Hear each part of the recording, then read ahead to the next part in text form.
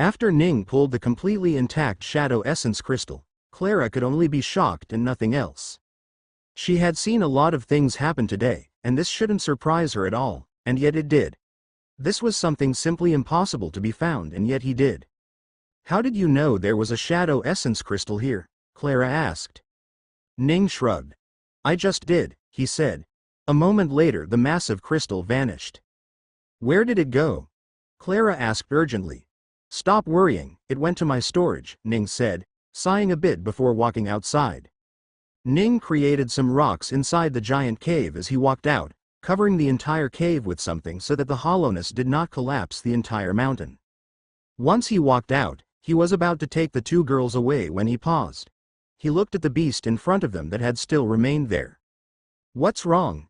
Ning asked before realizing what he had done. Oh, yeah, that. Sorry. I suppose I ruined your house, didn't I? The puma said nothing, simply staring at them with her mouth closed. Ning had no idea what she wanted and was about to try and apologize. He would try to find a replacement for her. But the puma spoke first. Who are you? She asked, plain and simple. We're travelers, Emma said. Not from this world but from another. I believe my father came here to get some shadow crystal to try and help his friend, and I got interested in taking you as my beast friend, if I could. I can see that you are instead with children, and I would doubt you would want to stay anywhere dangerous, let alone come with strangers like us. I'm sorry we ruined your home too, we'll try to find you another. She turned around to look at her father, who nodded. He asked the system to look for good places where they could drop off this beast without any problems. If not that, he wanted to see if there was any way to help them right here. If I come with you, the puma spoke. Would it be a mistake? Ning paused and looked at the beast. You want to come with us? He asked. The puma nodded. Where will I be going if I went with you? She asked. Same place I said before, Emma answered. I will take you all over the world to see things that you haven't seen before. And you can guarantee that my two children will never get hurt? The puma asked. If they do, I can heal them, Emma said. I am capable of many things that no one in this world is capable of. More than that, my father here is capable of almost anything. You can trust us. Emma could use more than just words to make the puma trust her, but she didn't want to use anything else. She wanted her sincerity to be seen through her words. Emma truly wanted these beasts to be her friend. She knew that she couldn't take any of them with her to her world, as they didn't have a long lifespan in the grand scheme of things. But she still wished to get a beast on her journey, just like her father said he did on his first journey outside of Earth. The puma thought for a bit and looked at the cave that could no longer be their home anymore. And all alone, she had no idea how she could raise two children when she had no shadow essence anymore. All right, I will come with you, she said. I hope you won't go back on your words. I promise, Emma said before quickly jumping onto the puma and hugging her firmly. The puma was not used to these sorts of gestures and felt uncomfortable. However, when the petting started, the puma didn't mind it so much. Ah, look at these two fluffballs, Emma said, rubbing her face against the two cubs that were hiding under their mother. The two cubs started crying out loud because of Emma. All right, go back to your mother, she said, placing them on top of the puma. They don't know me yet, so they're angry. They'll learn to like me soon enough. The puma said nothing regarding that. May I know how to address you three? She asked. I'm Emma, Emma said. You can call me Ning, Ning replied. Clara simply looked around in confusion as all this time, all she could think of was why the two humans were talking normally to the puma, and why the puma was even bothering to talk back. Could they actually understand it? When they started introducing themselves, Clara didn't even realize that she had to do it. This is Clara, Ning said, but she won't be around for long. You guys were actually talking to the beast? She asked. Of course, Ning said. What did you think we were doing? I don't know anything about you two, she said. I thought you were just speaking one-sidedly. Ning chuckled. No, he said. Oh yeah, you don't have a name, do you? Emma said. Let's see. You do need a name. A name? The puma looked surprised and almost expectant. What should we call her? Emma turned around to ask. Clara shrugged. I don't really know, she said. She barely even understood what exactly was going on. How about Shadow? Or Black? Ning suggested. Emma glared at him. You stay out of it. You have zero naming sense, she said. But, no, I'm not going to name a shadow puma, Shadow, she said. I'm also not going to name her a color like you did with Uncle Blue. Oh, how about Umbra? Umbra. Ning thought for a moment and nodded. That's not a bad name. Right? Emma said excitedly. Umbra, the shadow puma said with a hint of fascination at her own name. Emma rubbed her head. I hope we'll be friends for a long time, Umbra. What about the little kids? Ning asked. What do we name them? Emma thought for a bit, but couldn't come up with anything. We'll think of something later, or we can get Umbra to handle it herself. Okay, Ning said. That works too. He asked the system to find more of the crystals and quickly determined the next location he was supposed to go to. All right, let's leave. There are more crystals that I want to get, he said and reached for his daughter's arm. Emma, however, pulled her arm away at the last second. We're going to find more of these. Isn't that a very tedious task? She asked. It is, but we have to do it, Ning said. It's necessary, I told you. But I don't wanna, she said grumpily. Why'd I have to go around for a chore? Just go by yourself. Are you sure? Ning said. I will really go by myself. Yes, go, Emma said, not falling for the bluff. I really don't want to come along. Ning sighed. Where will you go then? You don't even know where you are, he said. It's fine, Emma said. I'll stay here with Umbra and the few little ones. Maybe Clara wants to stay with me as well. Huh? Ning quickly turned to Clara. You don't want to come with me? Clara hesitated. She did want to go, but it seemed like they had to deal with the family stuff before coming to ask her. Actually, why don't you go by yourself? Emma asked. We'll meet you after you're done. Ning frowned. And what will you be doing all time? He asked. Emma shrugged. I have an idea, she said. Hand over the ship. We'll go on a tour while you go on a tour of your own. Ning hesitated a bit and then sighed. Fine, here you go, he said, bringing out a massive spaceship that remained floating in the air. Great, Emma said excitedly. Come on you guys, let's go. She flew up to the spaceship that had its hatch just open up. She entered it and waited for Clara and Umbra to follow her. Clara looked at Ning, waiting for his opinion before doing anything, and Ning simply shrugged. Go, I'll handle the rest of the matter myself, he said. Clara finally nodded and jumped up to the spaceship, throwing strands of shadows to grab onto the open hatch before crawling up it. Umbra used a shadow step technique that allowed her to teleport directly onto the spaceship through its shadow, along with her two cubs. Let me know when you're done, Emma said. I'll take them around the world for now. All right, take care, Ning said. I'll come to you once I'm done. He didn't have to worry about what would happen to Emma at all. Not only was she the strongest human on the planet, she also had enough energy to fight against, or at least push back against even constellations that might come after her. Also, she had taken the spaceship around Earth many times in the past, so she knew how to use it. Ning teleported away, leaving Emma to handle the rest. Come to the bridge, she said, walking to the front, letting the two others follow behind her. She held the two cubs in her arm who snuggled in her embrace and were trying to sleep properly. She couldn't help but poke their nose given how cute the both of them were. What is this thing? Clara asked, looking at the metal hull of the ship. She walked through brilliantly glowing lights that weren't coming from light essence at all. What are these things? She tried touching the bulbs and was surprised that it was actual material instead of just light. Does this world not have electricity? Emma asked. Or any form of power to keep the lights going? We have light essence, Clara said. Oh, huh? Emma said curiously and turned around. She reached the bridge and sat on the very front seat. You can sit there, she told Clara, and you can sit there. Clara sat on a silver seat and was surprised when something grabbed onto her from all sides. She was about to scream, but then she realized it was just some straps.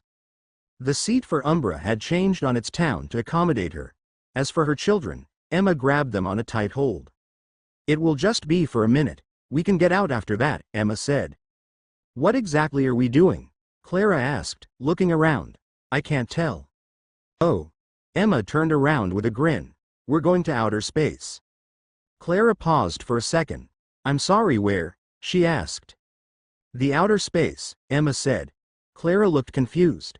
The outer space? She asked. Yeah, Emma said. Do you not know what that is? I don't know, Clara said. Is this like space essence? You'll find out soon enough then, Emma said. Umbra, are you all right? I think I'm fine, the puma answered. Great, let us start, Emma said and pressed a bunch of buttons on the console before a voice spoke above her. Strengthening outer hull. Initiating space drive. Space drive not available. Space jump not available. Initiating light emission. Checking all systems. All systems except space drive are functional. ZSS Unity 3 is ready to leave. Buckle up guys, Emma said. We're leaving. Suddenly, they felt a force on their body, pushing them back as the whole ship started flying straight to the distance. A beast flew up from far away, but before it even reached the ship, it accelerated once more and turned toward the sky. Clara was confused as the whole ship started tilting and flying higher and higher toward the sun. She closed her eyes in fear for a few seconds while the whole ship vibrated. Then, when the vibration disappeared, she opened her eyes and looked out in shock. It's night, she exclaimed. Emma chuckled. It's not night, she said. We're just in space. Emma undid the straps and walked up to the windows from where she saw the millions of stars in the sky, shining brightly while they hid in the shadow of the earth. It's beautiful, Emma couldn't help but say. This looks amazing, Clara said. Can we go out and check? Go out? Emma turned around. You will die out here. There is no air for you to breathe. I would try on my own, but I can't do it with you. There's no air here? Clara asked with a weird look on her face. Why would there be no air here? Because this is space, Emma answered. All the air is gathered on the planet down there thanks to gravity. You know what gravity is, right? Clara nodded slowly. She looked out of the window of the ship she was in now that they had entered a stable orbit around the planet. They were moving along the same direction of the planet's rotation, and as a result, the scenery down below was moving at an incredibly slow speed. This is the world we live in? Clara couldn't help but ask. Umbra was similarly surprised as well. Yes, Emma answered. Do you guys have maps? You might even recognize the continents. That right there. Clara pointed to a cluster of islands that could be seen even so far up from here. That must be the sunken lands. Ooh, that's the continent that was ripped apart to make Papa's sword, Emma said. What? Clara looked at Emma with a curious look. Yeah, Emma said. You know the sword my father has? The really strong one? It was made from a continent that used to be there. A really strong god-like figure destroyed it to make the sword. Where did I come from? Umbra asked curiously. You came from. Emma had to search around for a bit. If I remember correctly, the Springwind continent must be directly opposite to the sunken lands, so it must be that one there. She pointed to a continent that was exactly in the opposite direction of the sunken lands. How big is that place? Umbra asked. Hey ship, can we zoom in on that continent there? Emma asked. Certainly. The ship's AI spoke in a language that neither Clara nor Umbra understood. Then an interactive image appeared, showing the continent. Emma quickly zoomed in, showing the continent on a larger image as soon forests and cities became apparent. She quickly zoomed into a single city from the ship and showed it to the two. This is one of the larger cities as you saw. I don't know where this is, but just the fact that there are thousands and thousands of cities should tell you a lot. How big is this continent? Umbra couldn't help but ask. If you want to know the size of the continent, just compare it to the place you came from, Emma said and quickly switched to an image of a place forever covered in clouds. This is the region where the beasts live, Emma explained. As my father mentioned, it's hundreds and hundreds of kilometers long, large enough to be considered the size of a decently big country. And yet, Emma zoomed out slowly at the region that was covered in clouds and continued doing so. The three continued watching as the region with the clouds became merely a small portion of the entire continent. I didn't know the continents were so large, Clara said. I definitely knew they were large but not this large. Seeing it all at once is so surreal. I never even imagined anything could be this large, Umbra mentioned. We have yet to see the other two continents, Emma said and went around to show the two the Blue Flame continent and the Glacian continent. There's so much water in between the two continents, Clara noted. No wonder they don't come from this side. She then looked at the Galcian continent and saw a small mountain range on the bottom left region, which was her homeland. That's the White Owl region, she said. Where I was born. How long will it take to go down there? A minute, Emma said. Clara gave a dry chuckle as she couldn't believe it at all. Had she really gone from one continent to the other in such a short period of time? I wonder if we can ever progress to reach what you have in our lifetime, Clara said. To go from one continent to another in a matter of minutes, no, seconds. Well, you guys need to first start with a steam engine and maybe go from there, Emma said.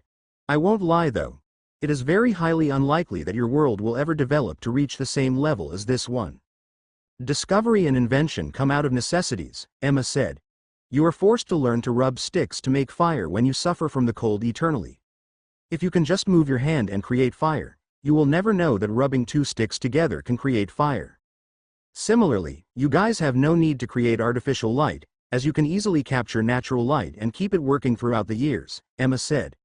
Unless something happens that completely changes the world, forcing it to stop depending on essence, I doubt you will ever manage to reach anywhere in your lifetime. I see, Clara said. Those were some harsh words to hear, but she understood what Emma meant.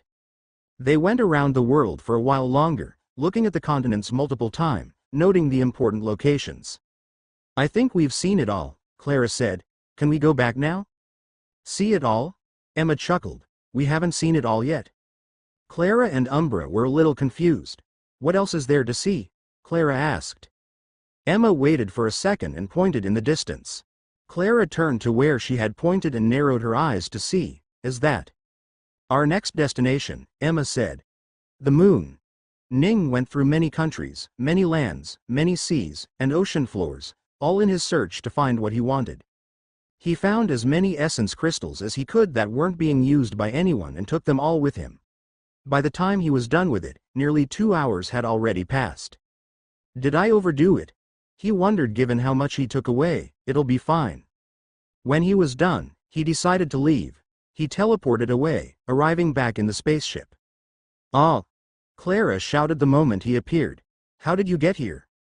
I teleported, Ning said. Where are we? He looked out of the window and saw that they were flying around a few hundred meters above the ocean. Nowhere, just roaming the ocean, Emma said. I'm showing them around. Okay, Ning said and looked toward Clara. Are you ready to leave? It is midday for the people in Blackhawk Dominion now. Oh, we're leaving now? Clara asked. Do you not want to? Ning asked. No, I want to, Clara said and stood up from her seat. She turned toward Emma and the Shadow Puma, and then outside. I never thought in my life that I would ever get to see something so incredible, and I'm not sure if I will ever get to see something like this again. Thank you very much for what you did for me, she said. Ning smiled. It's all right, he said. You did a lot for me that you didn't have to as well. Bye, Clara. Emma turned around to wave at her. I hope we meet in the future before we leave. Farewell, Clara said. I'll see you guys later, Ning said and teleported away with Clara. They arrived back in the White Owl region, on the very pillar that Ning had created. The height gave Clara a moment of dizziness before she calmed down. Why did you bring us up here? She asked. I wanted to see how things were going on before heading down there, Ning said. You did kill their emperor. Right, Clara said while moving toward the edge of the giant pill. Dark threads flew out of her body, attaching herself to the pillar. She looked down at the city and was surprised how big it looked from here. She would have expected for everything to look smaller. She looked toward the new arena that was created and searched for any humans there. There wasn't even a single corpse remaining there. Not even Ning's corpse was there. They must have taken it away, she said. It's their emperor's body. I doubt they would leave it for everyone to see, Ning said. What about yours? Clara asked. Ning spent a second asking the system the question and was surprised. Oh, they're going to hold a funeral for me, he said. For your dead body? Clara asked. Yeah, the academy is all there, Ning said. That won't do. I can't let those poor guys go on thinking I'm dead. His body transformed to look like the one that he had been using until yesterday. It shifted to become the young him, except without any essence in him. Let's go, Ning said, and jumped. He hurled through the sky like a meteor, landing on the ground with a large bang that shook the entire arena, leaving the rest of the place in a bunch of cracks. He looked up to find Clara, but she was already next to him. "You got down here fast," he said. "I can travel through the shadow with my technique," she said. "Ah, right," Ning said. "Anyway, let's go." He quickly got out of the arena and followed the direction given to him by the system to go find the location where his body was being burned. The funeral was already halfway complete, and people were already leaving. The only ones that remained there were those that cared even the tiniest bit about him. Ning walked up close and saw the sad look on everyone's faces. Hey guys," he said slowly. "I'm sorry you thought I was dead." Heads turned immediately as they all stared at Ning with confused looks on their faces. What? Caleb spoke up first. "Why you? How are you? What's going on?" His reaction got everyone's attention and the people around him turned to look at the source of the commotion. When they saw Ning standing there, they momentarily paused. Then, a giant humanoid earth essence soul with parts of tiger in it. "Who are you?" The headmaster's deep voice seemed cold like never before. He had never been this angry in his life. Ning sighed. "I am Ning, the same person whose corpse you are burning," he said. "This is a different body of mine, which I can change on will. That was one killed, so I took a different one." "What?" the headmaster shouted. "Lies, storage ring, crystal, and a skill book. Those were the 3 rewards that you gave me the night before during the dinner. Does that prove it?" Ning asked. The headmaster wavered. "No, you." He wasn't sure what to say. Ning had been correct in what he had received, but whose body had they burned then? "This is Ning," Clara explained. "I can confirm that for you." "Who are you?" The headmaster looked at her. Clara paused for a second when posed the question and took a deep breath. "Clara Grazer," she said. "The rightful ruler of the White Owl region." Several people gasped when they heard that. Caleb and Yorsha especially the most surprised as they knew about the Grazers. "You are," the headmaster paused, thinking about something. "I am also the one that killed the emperor," Clara said. Suddenly, a spider appeared out of her back, turning into a giant essence soul that was bigger than the headmaster's own essence soul. Stellar harmony," the headmaster shouted in surprise. "Now, can we move on with things?" Ning said. "I truly am Ning, and I have come here to say my goodbyes." Once they believed who Ning was, they started asking obvious questions as to how he was alive and who it was that actually died. "You don't need to know much," Ning said. "Just know that we two are the same person." "What happened to your essence rank then? Why can I not sense you?" Caleb asked. "I don't have any," Ning said. "My essence rank and soul died with that body." The group turned around to look behind them at the pyre that still burned. "How is any of this possible?" the headmaster asked. "There are a lot of things in this universe that is possible," Ning said. "You just aren't aware of them yet." He looked around. "I see that a few people are missing here," Ning said. "Where is Ten, and the prince and princess?" "Ten is at another funeral," Caleb answered. "His uncle died." "Ah, right," Ning said. "I forgot I killed him." The group looked around in surprise. "You killed Sabern Foreman?" the headmaster asked. "Yeah," Ning said. "Why are you guys surprised? Did you not know?"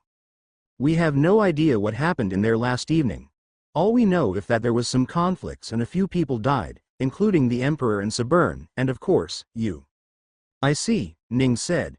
"They must have wanted to keep the news of how the Emperor died from going out. Well, I won't tell you if that's their wish then. But yeah, I killed Sabern." The headmaster couldn't help but look at them with wide eyes. One killed the unofficial ruler of the White Owl region, and the other emperor of the entire Dominion.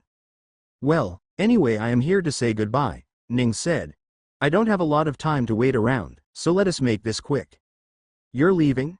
the headmaster asked. "Where to?" "Another continent," Ning said. "Well, I'll spend 10 or so years in the ocean most likely, but after that I will go to the next continent." Everyone looked at him weirdly, including Clara who knew what they were capable of.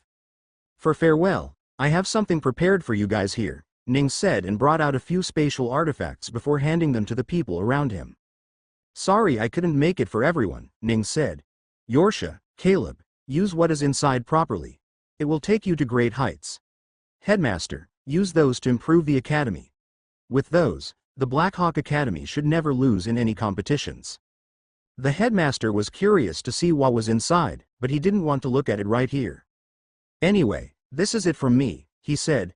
I don't know when the next time will be that we will meet, but I hope you will all be alive by then. Goodbye. Ning left without even turning back. He had been hoping to see their reactions to the massive essence crystals and the various techniques and skills he had given them, but since they seemed to want privacy for that, he had to leave. Where are we going next? Clara asked. You don't have to follow me, you know, Ning asked. Where? Clara asked. Ning smiled and held out his hand. The Foreman family, he said. Clara took his hands and they teleported away. They arrived outside the Foreman house and quickly located where the funeral was taking place. He walked in through the gate where guards told him to stop, but Ning didn't bother with them. He walked in, the commotion of the guards following behind him for a bit before they were silenced. Clara knocked them out before they could do anything. Still, the commotion caught the people's attention and soon a group quickly came to see what was happening. One of them was a very angry-looking Nalan whose eyes went wide when he came too close to him. You! He shouted. How are you alive? Greetings, Ning said, and condolences. Answer me. You are supposed to be dead, Nalan shouted. Brother Ning? Ten arrived with a shocked look on his face. 10. Ning's face brightened. How's it going? How? Long story short, you guys were wrong to believe that I died, Ning said. Is that enough? 10 shook his head. That could never be enough at all. More and more people gathered, many of whom recognized Ning just because he was the third place holder in yesterday's competition. Right behind the prince and princess, he was the greatest of the current younger generation. Except, they couldn't sense his essence anymore. Well, I came here for 3 things anyway, Ning said. First to say goodbye to 10. He'll be leaving this place in a while, going to another continent. What? 10 couldn't help but ask in confusion. Ning smiled and teleported the ring into 10's pocket and spoke directly into his mind as to what exactly he should do when he was alone. 10 was surprised, but he didn't react. Well, that's the first thing, Ning said. Second thing, I want you all to know, in case you didn't, that it was me that killed your family leader. What? What do you mean? Are you telling the truth? They all started questioning Ning, who simply shrugged. I told you the truth. He tried to kill me inside the stadium, so I killed him instead. Honestly, I have no idea what his plan really was. He wasn't going to get my sword in the first place. Bastard! Nalan shouted, 2 scythe-like arms appearing from either side of his body. I will kill you. The scythe grew in size and easily covered the distance between the two. Clara was about to help him, but Ning stopped her. Instead, he let the Essence Soul's attack land on him. The soul struck as hard as it could, and yet, it didn't even scratch the clothes on Ning's body. Is that enough? Ning asked before flicking away the scythe that was on his shoulders. Nalan went flying nearly 20 meters away and Ning spoke again. Now, for the final thing, let me introduce you all to your next ruler, Ning said, pointing to Clara. Clara Grazer. Hearing Clara's name, especially her surname Grazer, the various people that knew about her family instantly had their face agape in surprise.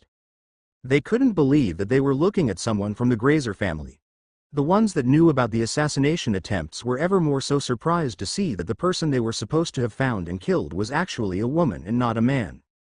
Ning stepped to the side, letting Clara take the focus of everyone there. How do we know that you are from the Grazer family? One of them asked quickly. Yeah. Do you think we will accept your words, just Becca? A thick spike made out of shadow appeared right next to man from the shadow beneath him. It went right past his ears, leaving a dreadful sensation behind that had she intended for it, he would have died. Shadow essence, one person said.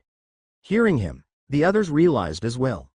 The Grazer family's signature essence was the shadow essence, and with the essence crystal cave that was in their family house completely mined, there was no one else in this country that could have that essence. Your family head tried to kill me, Clara said. Sending assassins my way, even going so far as to kill the people I worked with. And I'm sure that it wasn't just his decision. There were many of you who egged him on with this decision, wanting to make your family the official ruler of this region. Had you left me alone, you would have gotten what you wanted, she said. But you got greedy, you went out of your way to bring your own destruction. Now you have brought me back, and I will be the ruler of this place as it is my right. I will let you live for now, but within the next 3 years, I need everyone with a Foreman family name to leave this city and go elsewhere. If you don't, I will come after you all, Clara said. And you do not want me coming after you. I killed the Emperor with my own hands. You guys will be easier to deal with than him. Her words caused a stir that sent the members of the Foreman family in disarray. Not only had they lost their leader, were they going to lose their family home too? We refuse. Someone shouted. There is no way we believe you. Then come, Clara said. Let's duel it out and see if you believe me or not. The man stepped back in fear. He wasn't the strongest amongst them, so there was no way he was going to do anything of that sort. I will fight you, someone said. A muscular man with a strong essence realm came up to Clara. Good, Clara said and smirked. The black spider appeared behind her, towering over every single person in the area. The spider looked down with its 8 glaring eyes, instilling fear into anyone who looked at its eyes. The man who had stepped forward looked at the spider and then at the lack of its humanoid features. Then, he sensed the essence. He couldn't. Stellar harmony, the man said slowly as his body started shaking out of fear. He stuttered as he spoke again. No way. Are we fighting or not? Clara asked. The man violently shook his head and moved back through the crowd, even going so far as to run away from the place. Clara took away her essence soul and looked at the group. Anyone else? She asked. No one had a single thing they wanted to contend against. As they understood, the reign of Foreman in the White Owl region had come to an end before it even got a chance to be official. The people dispersed out of fear, leaving only 10 who too feared Clara. Don't worry, Ning said. She won't do anything to you guys. 10 said nothing. Did you really kill our family leader? He asked. Ning nodded. I did, he said. He tried to kill me. 10 didn't know what to say. Please leave. Ning was a little surprised to hear 10 say that, but when he gave it some thought, he realized that he was in the right if he wanted to hate him for killing his family head. It wasn't a good feeling being said to leave by someone he came to say goodbye to, but it was understandable. Take care, 10, he said and turned around. I hope you will welcome me the next time we meet. Ning walked away, with Clara quickly following behind him. They walked out of the Foreman house and walked down the road. Are you sad? Clara asked. That probably wasn't the farewell you wanted. No, it wasn't, Ning said. But I'm not sad. I'm sure he will be more accepting of what I did after he has some time to think. Clara nodded. Where to now? She asked. Next up is to Damien and the rest. Do you want to come? Ning asked. To Damien? Clara asked for a moment, hesitating. You don't have to if you don't want to, Ning said. No, I'll come, Clara said. I have something to talk to him as well. I see, Ning said. Then let's go. Ning grabbed her hands and they teleported away. They arrived in the air, with Ning holding onto Clara to keep her afloat. Clara panicked a little when she saw that she was in the air with no foothold, but realizing that she wasn't falling, she felt a little more relieved. What? Where are we? She asked. In the air above the Black Mountain Range, on the way to the Black Hawk City, he said. We're waiting for them to come by. Ning pointed at the distance and Clara followed his gaze. There, she saw that a few different aerial beasts were pulling a massive carriage through the air. The aerial beasts were the essence beasts known as Blackhawk that the entire Dominion was named after, and the carriage behind them held the royal family members who were going back to the royal palace. Ning and Clara waited for a moment for the beasts and carriage to approach them. They waited and the birds flew right under them, not noticing them at all. Ning quickly landed on top of the carriage, attaching himself to the hood of the carriage magnetically. The birds didn't notice us? Clara asked. I'm hiding both our auras so that nothing can notice us, Ning said. It's quite the amazing concealment skill I have. Clara didn't know what to say. What now? She asked, ignoring Ning's statements. Well, now we wait to be invited, Ning said and knocked on the hood of the carriage loudly. He looked down from the edge and saw a head look up. Ning waved at him and smiled. It was one of the black uniformed royal guards from last evening, and he was more than scared to see Ning staring at him. Tell the crown prince that I want to go in, Ning said, and tell him that Clara is with me too. The head that popped out of the window quickly went back in and a few seconds later the crown prince looked out with eyes so wide that they nearly popped out. You, he shouted. What are you doing here? How are you here? Do you want to talk with your head sticking out of the window?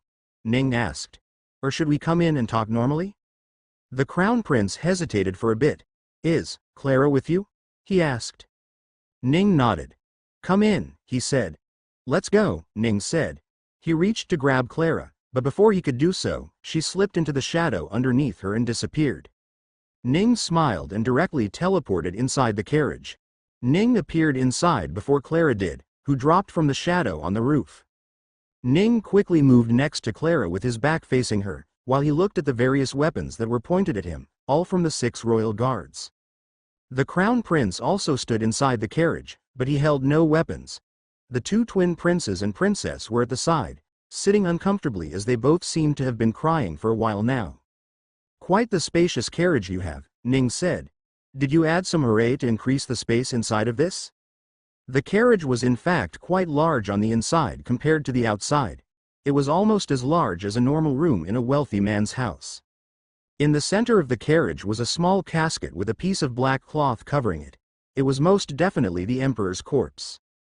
The weapons were still pointed at him, but Ning ignored those. Can we talk? He asked the Crown Prince. What do you want to talk about? He asked, his eyes constantly moving toward Clara, who stood behind Ning. Ning looked at the Crown Prince and then at Clara. You can talk with her first if you want. I'm more so interested in talking with those 2. Alan stood up. What do you want? He asked. Oh, Ning said, hearing the young man's tone. You must be angry at me too. He really didn't like this feeling at all. I didn't want to kill your grandfather, to be honest, he said. I didn't kill him either. I was just going to destroy his essence instead and call it a day, but she had other plans. Also, just so we are clear, your grandfather tried to kill me first, Ning said. Sorry, not try to. He did kill me. So while you are angry at me, I hope you understand that it was your grandfather that was in the wrong here. It doesn't matter, the prince said. He is still dead, and it's all because of you. Ning smiled. Yes, I was the one that brought him to death's door and she was the one that finished him off. Those are facts, he said. Do you want to hear another fact? Do you want to hear what your grandfather did to her family? The prince hesitated. Actually, forget about that, Ning said. I won't speak ill of a dead man in front of his mourning family. You can learn later if you want. His accomplices in his crime surround you after all. Ning looked at the 6 guards that stood there with their swords out. He ignored them and turned back to the prince and princess. Truth is, I came to say goodbye, he said. I am leaving this continent and you won't see me for a long time. Both the prince and princess looked at him with narrowed eyes. What do you mean? They asked. Nothing, Ning said. No hidden meanings. I'm going to another continent to continue my adventure. I'm done with Blackhawk Academy, done with Blackhawk Dominion, and am done with the Hunter's Paradise. I will be leaving any minute now, and before I do, I wanted to give you 2 this, he said, tossing 2 storage artifacts to the twins. Make good use of them. The next time I come to meet you, I hope you will have changed your mind about me. He turned away from them and looked toward the Crown Prince, who hadn't said a word to Clara, but continued staring at her, while Clara did the same. Are you guys not going to talk? Ning asked. It's time for me to leave. Let's leave, Clara said. Ning sighed. At least tell him what you have decided on. I'm pretty sure the Emperor of the Blackhawk Dominion needs to know that, he said, referring to Damien. Clara thought for a moment and nodded. I have decided to take my father's place and become the ruler of the White Owl region. If you disagree with this decision, come find me in my home, she said and turned to Ning. Let's leave. There you have it, Ning said. White Owl region now has a new ruler after over 25 years of absence. Dwell on that news if you want to. We'll be leaving now. See you all in the future. Goodbye. Ning teleported back to the White Owl region, taking Clara back to where her home used to be. The location was now a complete ruin with no one living there at all. Parts of what used to be the Grazer family's lands had been stolen away by many others with borders created inside of their perimeter. Clara cared for none of that at the moment as she just walked into her childhood house, reminiscing of a time that was now no more. I came here 2 days ago, she said. After I met you, I came here for a while to see how it was. I also made a promise to get revenge for their sake. I find it hard to believe that I actually did manage to avenge them. You did well, Ning said. What will you do with the Hunter's Paradise now that you have decided to become the ruler of the White Owl region? I don't think I have any choice other than disbanding them, Clara said. That or I could let Kepler take care of it on his own. He has been the unofficial leader of the gang for the longest time. Do what you feel is correct, Ning said. Then, he brought out a massive shadow essence crystal before placing it in front of her. Here, this is for you. Clara was a little surprised. Isn't this what we took from that mountain? She asked. It is, Ning said. This is for you, my farewell gift. Do I really deserve this? Clara asked. I don't actually care if you deserve it or not, Ning said. I want to give this to you, so just take it. Clara nodded and reached for the shadow essence crystal, which disappeared into a storage artifact of hers. I was actually running out of shadow essence crystals, she said. In just a year or two, I would be out. I guess I made it in time then, Ning said and brought out something else. Here are some techniques and books for you to learn from. It's not too late, I assume. Books? Clara looked at what she was handed and was a little surprised to read how good they were. Is this real? Of course, Ning said. I give my friends nothing but the best. Thank you, she said genuinely. You don't have to thank me, Ning said. I did it for everyone else. But you didn't receive any thanks in the last two places, Clara said. They may not have said it, but you deserve the thanks. You helped them a lot. Ning smiled softly this time around. It makes me happy to hear that, he said. Then, he brought out another storage artifact and handed it over to Clara. This one is for the other members of the Paradise Hunters, he said. Sophie, Kepler, and the rest. Give these to whoever needs them. I won't be able to go say goodbye to them individually. I will, Clara said before pausing for a bit. Are you really going to go now? Yes, Ning said. And, can I ever meet you again? She asked. In the future, sure, Ning said. It will take a while though. I see, Clara said.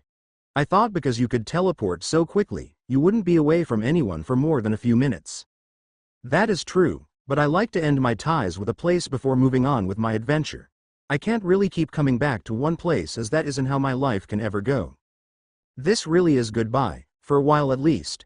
Although, the next time we meet, it will most likely be for another final goodbye before I leave this planet for sure, Ning said.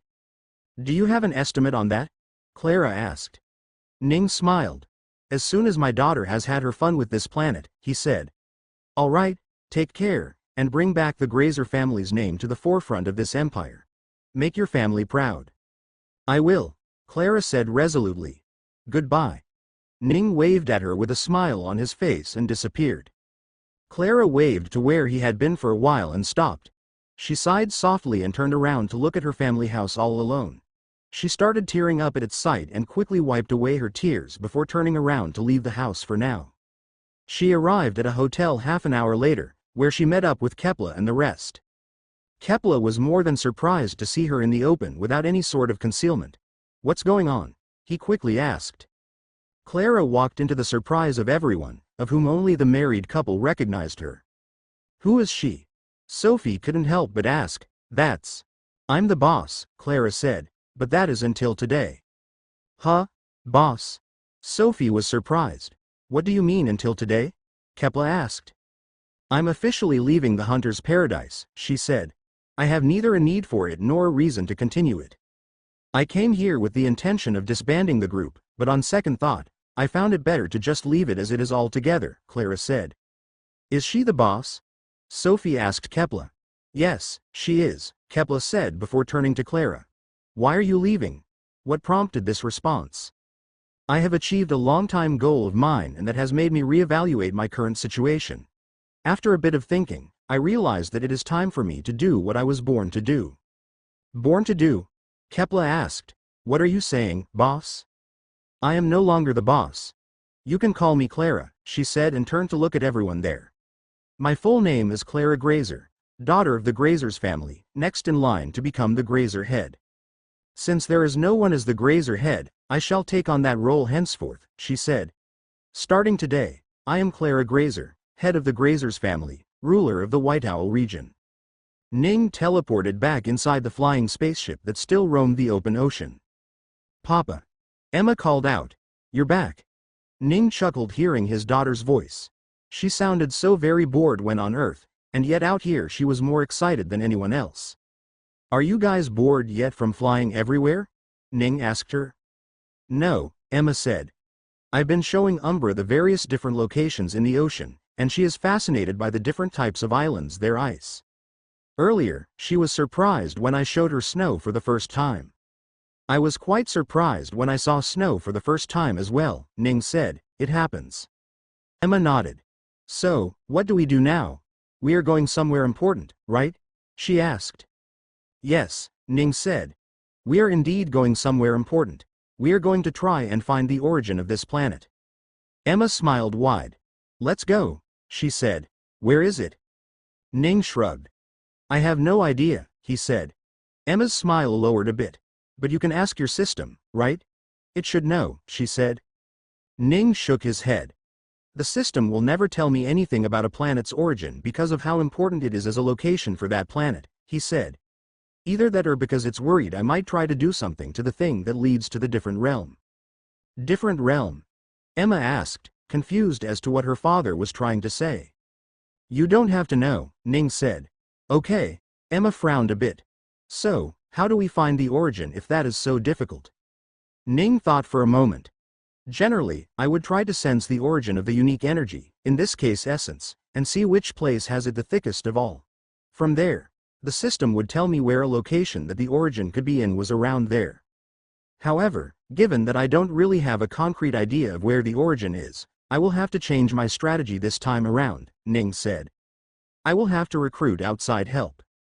His eyes moved toward Umbra, who was surprised to see him looking at her. And me? She asked. Yes, you, Ning said. I know for a fact that the origin is in the south and not the north, so we will have to start at the south. Emma, take the ship to the southern pole of the continent. We will start from there. Okay, Emma said and quickly turned the ship around and instantly sped it up so much that everything became a blur. A few seconds later, they were on the very south of the planet. The south of the planet was a small cluster of ice islands that were considered part of the Springwind continent. Once the group arrived there, Ning looked toward Emma. Take care of the kids, he said. Emma held the two asleep cubs in her arm and nodded toward her father. Ning nodded back and in the next moment took away the ship. Emma floated in the sky, holding the two cubs with her while keeping them away from the cold. She created warmth from nowhere, letting the two cubs sleep in nearly no perceived change in temperature. Ning held onto Umbra, who desperately tried to not fall on her own and flailed around. Don't worry, you're fine, he told her. Umbra finally held onto herself and was surprised to find that she could continue flying without any support. She looked toward Ning and realized that he was helping her. Don't worry, he said. While we are around, nothing will happen to you. Umbra gulped and nodded. Now, calm down and try to sense the essence around here, Ning said. As a stellar harmony beast, you must have quite the essence sense. Umbra nodded. I can do that, she said and closed her eyes to sense the essence around her. It's strong around here. Not as strong as the shadow essence back in my cave, but still strong. Good, Ning said. Now, just remember this feeling. Ning grabbed onto everyone and teleported some 50 kilometers away from where they were. When they arrived, he asked Umbra to sense it again. It's a little weaker, Umbra said. Weaker, huh? Ning thought. Let's go to another place. He took her somewhere else and let her sense it again. This place has stronger essence, she said. Just a tiny bit more than the first location, but it's stronger. Good. Let's try a few more places. He teleported around this location with large gaps and quickly established a mental map of where the stronger essence was. After just 6 different locations, he managed to figure out the general direction of where the origin could be. He flew in that direction, letting Umbra sense it all slowly. Let me know if it ever gets weaker, okay? He asked and Umbra nodded. After flying around for a bit, Umbra passed a location with the thickest essence she had sensed yet. The group backtracked and started moving around to sense if there was a location that was stronger. They arrived on a sparse island where the essence was somehow the strongest. This is the origin? Emma asked. Most likely, Ning said. But an origin would usually be hidden. System, is there a spatial pocket around here? There is one about 200 meters in front of you. Ning smiled.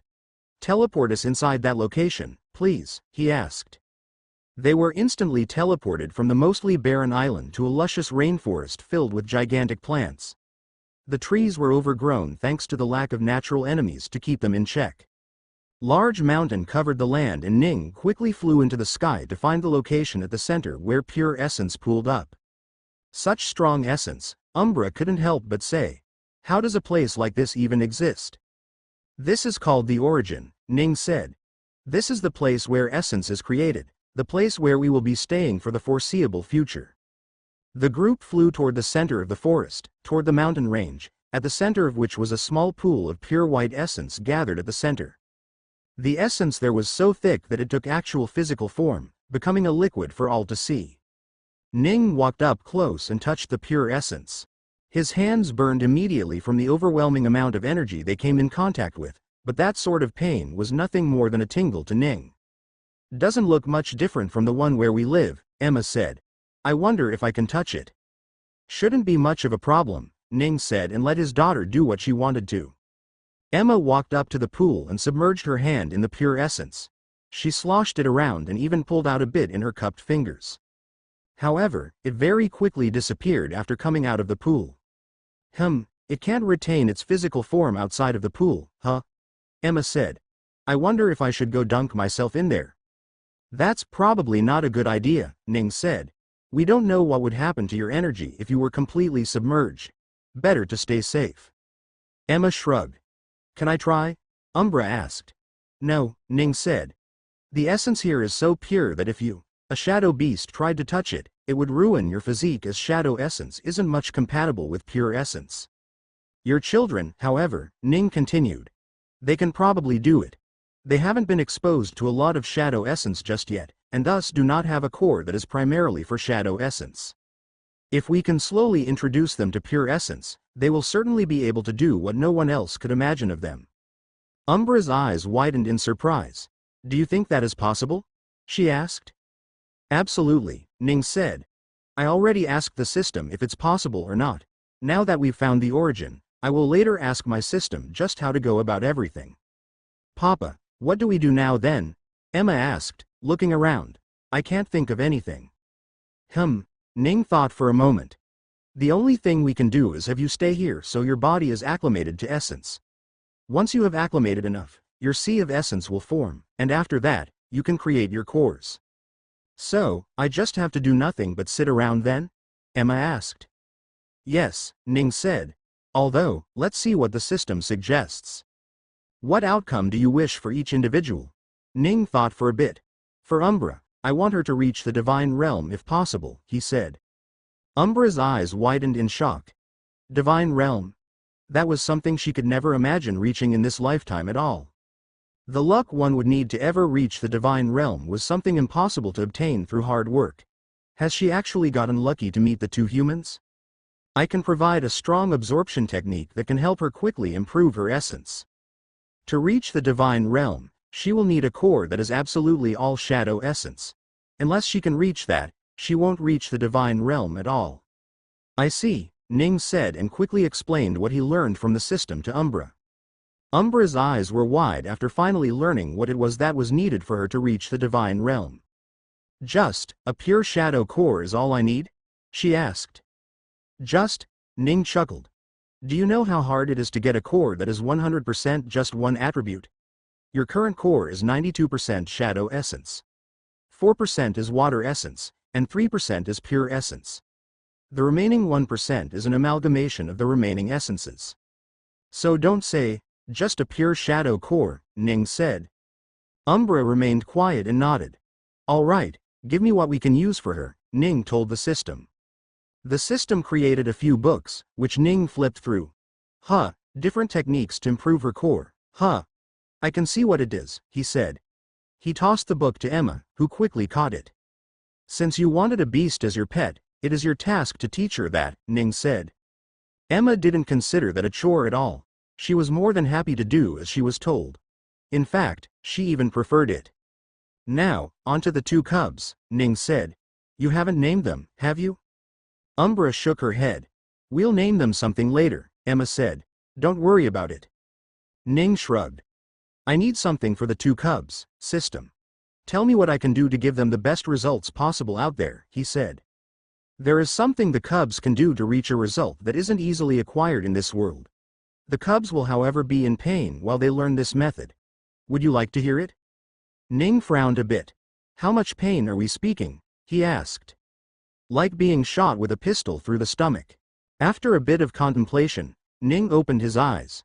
I can destroy their pain receptor before giving it back to them later, right? He asked. You can do that as long as they haven't formed an essence core yet. Once it is formed, the essence soul is also formed in its rudimentary form, and that will hurt a lot when using this technique. If they have formed it, you cannot help them at all. Great, then we have nothing to worry about, Ning said. Tell me, what method is this? It is called the Twin Harmony Core Disorder Technique. It uses a mixture of harmonious energy along with disorderly energy to soothe and then expand one's sea of essence while breaking apart the core inside of it. The disorderly energy rips it apart, and the soothing energy heals it. In the end, once you are done with it, you end up with two different cores, each of which you can use separately. Oh. Ning's eyes widened when he finally realized what this was. Dual cores. It was the same as Princess Elena. Is this how the princess got her dual cores too? Ning asked. No, she was simply lucky and was born with two cores. Unlike someone using this technique, she had to suffer from no pain. I see, Ning said. How many dual cores are there in this world? 92. Of which only 35 are in the essence manifestation realm and above with a single core. If counting both cores above the essence manifestation realm, then there are less than 15 in total. I see, Ning said. That is very rare, and you're saying these little ones can learn that? Yes. Ning smiled. That wasn't a bad one at all. Can it be used by humans as well? He asked. Not this exact skill, but there is another one that does the same thing but for humans.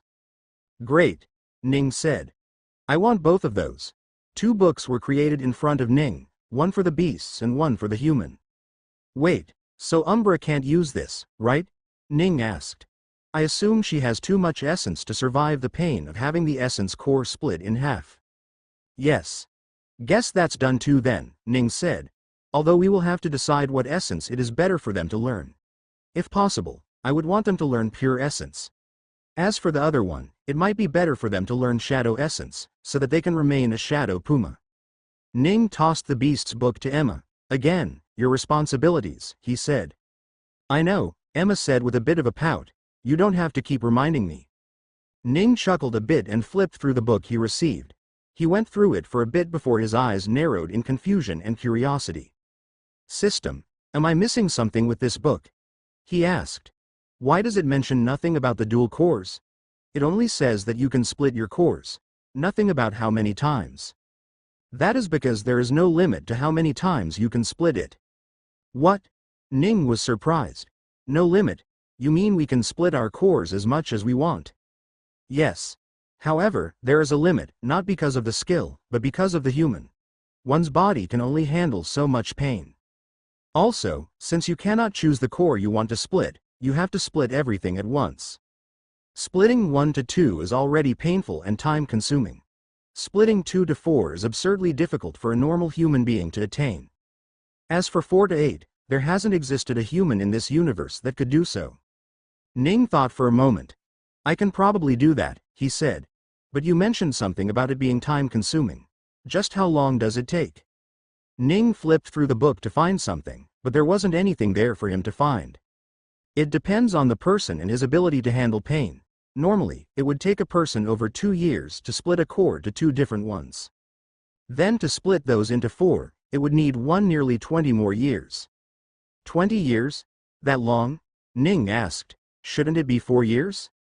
The more damaged the cores are, the faster the splitting becomes. Because 2 cores need a lot more to be damaged than just 2 cores, it ends up taking a long time.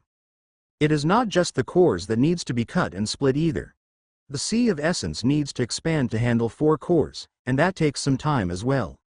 Adding on to the fact that you need to wait for the core to be healed before they are damaged again, it truly does take 20 years. I see, Ning said. Well, that's done with then. Let's move on to the next topic. What was the next topic going to be? Ning found himself stuck a bit. He had an idea previously, but now that he had learned about splitting cores, things changed quite a bit. Alright, so I need to decide just what sort of essence I want to gather, huh? Ning thought. Emma, what essences do you want? Any good ones? Sounds like I can have 2, she said. You can have 4 if you work diligently, Ning said. I'm sure it will take you no time to reach that level. It will certainly take some time though. Emma thought for a bit and asked, was it really fun being a regular person, going around this world? Yes, as fun as it can be, Ning said. Then I think I will get the 4 basic ones. Wind, fire, water, and earth, she said. How does that sound? That sounds fine, Ning said, if that's what you want. I'm sure that's what I want, Emma said. I don't need the other fancy essence. You can keep them. Ning shrugged. Sure, he said. I'll use the other ones then. Ning now had to decide what essence he wanted. He was certain that he could get to 8 cores by the time Emma reached to 4, so he had nothing to worry about. He knew for a fact that he was going to get 3 essences, none of which were pure essence. With 8 different essences available for him to use, using pure essence still would be rather stupid. System, give me a list of all the different essences I can use and I can absorb to reach the divine realm, Ning asked. The system gave him a list of essences, which surprised Ning. There were a few there that he wasn't aware existed at all. Are you serious? We can use these? He asked the system. On a small scale, yes. What counts as a small scale? Ning asked. Planetary. Huh, not bad, Ning thought with a bit of a chuckle. Guess I'm using only the best ones then. Now that Ning had decided to learn 8 completely unique essences, he came across another problem. Not a single one of these were easy to get. Out of the 8 he settled upon, one could barely find essences to 2 of them in Astoria naturally. As for the rest, there was no way to acquire any source to absorb it. Given the situation, he couldn't help but frown. Well, this isn't fun, he said. System, do you have any idea what I can do? He asked. There is an easy way. Go on, Ning said, surprised that the system said it was easy. If it was so easy, why was he struggling to think of any method? Instead of absorbing essence directly, you will pass it through a conduit and then absorb it. Depending on the conduit, you can absorb any essence you want. Oh, Ning thought. That sort of thing is possible as well? He had never heard of it being possible to absorb something through a conduit, let alone all of these unique essences. I have the Continental Sword. How many of these can I absorb using it? All? Ning frowned. Are you sure? Absolutely. Ning frowned even more. I know I tried to use void essence with it, and it did not work at all, he said. The Continental Sword is capable of creating void essence, but the process for it is not as simple as just wishing it. Void essence by itself is a harmonious amalgamation of many different essences that erases any essence that is present in it. As a result, you cannot just wish to use it, but have to force your sword to use it. Ning finally realized. So there must be some technique then. Actually, I will be absorbing it, so it must be wildly different. Yes. All right, go on. Give me the techniques, Ning said. I will have to absorb it when I have the time. The system created 8 different books for Ning to use. Alongside that, it also created 4 different books, each for the 4 essences that Emma was going to learn. Then, once it created the book for the Shadow Puma Cubs to learn pure essence, it was done. There was nothing more the system could do to help them. They were all on their own. Ning wondered for a moment if he should create a new body to learn this, but after thinking for a while, he decided not to. His current body was more than enough. Ning settled down a bit away from the essence pool and started using the technique to split his core in half. Since he had a body that was the best at any and all types of energy, he could easily pull in essence to cut his core in half. What the system had said would take 2 years, was going to take him no more than a month, if that. Emma's time was more boring than anything as there wasn't much for her to do here at all. All she could do was wait for the essence to open up her sea of essence where she could form her core and then split it. She helped Umbra and the cubs try and learn about the techniques, but unfortunately for the cubs they were too young to understand anything. After a day or two, Ning had to create small devices that repelled essence from around them. That way they would be able to remain here for a long time without their body being affected by the essence that was already here. In a few years, they would be smart enough to learn a thing or two. At that time, Ning could even force it into their brain for what exactly they should do to make it an instinctual thing than something they learned. Everyone there was used to being alone for a long time, so no one really cared how time passed. It moved on in its own pace and none cared for it. Ning managed to break his cores into 2 halves and then fully heal them in exactly 1 month and 4 days. Then, he started the next set of splitting. It was only a month, so the cubs hadn't done anything, and Emma for certain had made even less progress. She was in a place where there was the most amount of essence, so there wasn't anything else she could do. All she could do for now was wait. Umbra on the other hand was the one that made the most progress out of all of them. With a massive shadow essence crystal in front of her and a technique that was the peak in shadow absorption, she was making progress the likes that she wouldn't have expected her to make in the next 100 years. She had been alive for nearly 200 years, and this was the fastest she had ever absorbed any essence. She had never even considered the possibility of absorbing essence so fast. In just a month, her body had grown by 10% or so. It was impossible for her to say just how big she would be by the end, but divine creatures were known to be massive, so she was ready to be massive. Thankfully, she could also change her size, so there wasn't much to worry about at all. Time passed even more and soon years passed. Ning now had 4 cores and was in the process of splitting it into 8. Emma had formed her sea of essence and was on the verge of splitting it into 2. Umbra hadn't reached the divine realm, but she was incredibly close to it. Just a few more years and she would certainly become one. The 2 cubs had started splitting their cores as well. As soon as they were done with that, they could start on their essence journey as well. Then, more time passed and soon an entire decade passed since they entered the origin. Finally, it was time for them to leave this place and start their journey all over again. All of Emma's and Ning's cores were in the physical improvement realm and thus were low on essence when they walked out. Because of how strong their body was from the start, they couldn't even reap any benefits of having superior physical strength at all. Umbra had now reached incredibly close to the divine realm and her 2 cubs were both in the 5-sense improvement realm. The male cub, which was now named Lori, was around the size of an adult white cat. He still had the body and face of a cub and was technically still one, but he had the intelligence of a 3-year-old human. He had a playful personality and would run around a lot, jumping around everyone when he wasn't learning something. His sister, the female cub that was named Lyra, was slightly smaller in size than him. She was leaner and less playful than her brother. She mostly spent time with her mother, or on Emma's shoulders. Never did she like to come to Ning's body at all.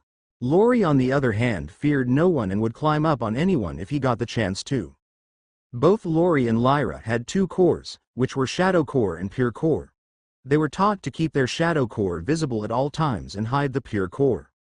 Because of the possibilities that Pure Core gave one, they did not wish for anyone else to learn about them having it. Just like the 2 cubs, Ning and Emma also used one essence at all times as was possible, and the ones they used were the ones that caused the most underestimation. Emma forever had Wind Core in the front. As for Ning, his was weirder, but he had Sound Essence in the front. Sound was one of the weirdest essence to exist for sure, but it wasn't the weirdest or strongest he had, so it was the one he chose to show. Not that it made any sense right now. He was unfortunately not able to use any right now as he was still in the 5-sense improvement realm. He wanted to stay in the origin for a longer period, at least until he reached the essence manifestation realm, but his daughter wanted to enjoy the life of a weaker essence ranker, so they had to leave. They now flew over the island that held the origin. Ning swiped his hand in front of him and created a small map showing the 3 massive continents. "Where should we go next?" he asked his daughter. Emma looked at the map for a while and said, "Show me weak regions. Ones where the highest rank is low essence soul realm." Ning nodded and asked the system. Suddenly the map darkened with a bunch of locations lighting up instead. So much still, Emma thought. Include only places where the average strength of the ones that actively absorb essence is essence sense realm and above. A lot of the cities suddenly dimmed, but the ones remaining was still a lot. Emma thought a bit more. "What is there as consider?" Ning asked. "Just choose one so we can leave." "Wait. I need to start from a place that isn't really that bad," Emma said. "Oh yes, a place that isn't lawless or has a low crime rate. A bunch more cities were erased from the bright areas, most of which were on the edges of countries and empires where the empire's law wasn't followed very much. Are you worried about something? Ning asked. I can protect you. Heck, you can protect yourself. Emma shook her head. In lawless zones, I am afraid I would get into fight with serious criminals that deserve to die. Unfortunately, I can't really find the will to kill anyone. This will in me stops me from having such thoughts, so it would cause some problems. I see, Ning said. He sometimes forgot that Emma couldn't hurt another human back on Earth. All she could do was watch in silence and let people do what they wanted to. Ning doubted that it was the same here as well, given that this wasn't Earth and she wasn't this planet's will, but given that she was never a violent person, he could understand that she didn't want to be violent starting now. She would remain the pacifist that she always was. Okay, now we have some cities that we can go, Ning said. Let's go. One last thing, Emma said. Only show places where essence beasts are accepted. Better if they actively encourage you have one. Oh, Ning looked at the beasts that were flying behind him. He hadn't thought about them at all. He would have come up with something if they weren't allowed to enter the city, but making sure such a problem never came up in the first place was definitely the better way. The map dimmed a lot more with only a handful of cities in each continent lighting up. Finally, Emma chose one. This. She pointed at a location that was on the western side of the Blue Flame continent, a city in the empire known as the Bright Fire Empire. Inside the Bright Fire Empire, she chose a city next to the ocean that was known as the Trouble City. Ning looked at the location of the city and shrugged. It was relatively on the outskirts of the Bright Fire Empire and was thus a less well-known city. Are you sure this is the one you want to go to? Ning asked his daughter. Emma nodded. This seems to be the best one, she said. Let's go. Ning nodded and looked back at Umbra and the two cubs. Are you all ready? He asked. Yes, Umbra said, and the two cubs nodded. Ning held onto his daughter's hand and then reached out to hold onto the beasts. Then, once everyone was in his grasp, he closed his eyes to choose a suitable place for teleportation. Once he found it, he teleported. Umbra had sized down to about what was acceptable for a normal beast to be. She was no bigger than a big horse and was even rideable if need be. As a beast in the Stellar Harmony realm, she didn't need to worry about others sensing her essence and could easily pass as a normal beast that wasn't very strong. They had teleported onto the ship, and that felt like the most normal way to enter the Trouble City. Ning and Emma walked to the front of the passenger ship and saw that it was being dragged by giant aquatic beasts all the way to the city. The water essence on top of the ocean was simply very strong. There was not a single location here that wasn't filled to the brim with water essence. Ning couldn't help but wonder if there was any other essence possible to be found here at all. However, once he got close enough, Umbra let them know that there were other essences there too. Soon enough, they could properly see the land. The port of Trouble City was filled with many boats, most of which were fishing boats. The western side of the city was known for its fish market after all. This reminded Ning of a certain city he visited on the planet of Nulwern, but this seemed a lot better. Whoa! Look at all those fishes, Emma said, pointing at a small boat that was so filled with fish that any more and it would capsize under its own weight. After a while, they finally arrived at the port, and one by one, the passengers started leaving. Most of the passengers had no beasts, but there were also enough there that did. Ning and Emma were around the latter half of the people that left, and they walked down the platform with Umbra and the two cubs. Ning held onto Lori, while Lyra slept on Emma's shoulders. Tickets and license, a man said with absolutely no enthusiasm at all. Ning nodded and pulled out a few pieces of paper from nowhere and gave it to the man. The man yawned and looked at the papers for a bit before his eyes widened. Finally, he bothered to look up at all. When he did, his eyes fell on Umbra and the two cubs. Quite the rare beasts you have there, he said. Where did you find them? In the Springwind continent, Ning said simply. Seriously? The man said. You've got some luck, young man. You can leave. He tore up the ticket and returned the license before letting Ning and the others go. The license that the man had asked was one that denoted that the beasts that were with them were properly trained and harmless in general situation. Because of how dangerous it was to let beasts roam around in the open, in the continent of Blue Flame, one was required to own a piece of license at all times. Ning and Emma walked past the man, walking into the city. The bustling city showed its face as soon as they climbed up the stairs and got a full view of it. Emma's eyes widened in surprise. "Whoa," she said. "This is amazing." Ning looked at Emma's smile and smiled his mouth. He understood the feeling of seeing a new and unique city that you knew next to nothing about. As a will incarnate, she could never really get that feeling back on Earth, so seeing her eyes widen in surprise at this outer world was something he was more than happy to see her do. Emma turned around at a sound and saw a man carrying a lot of fish in basket.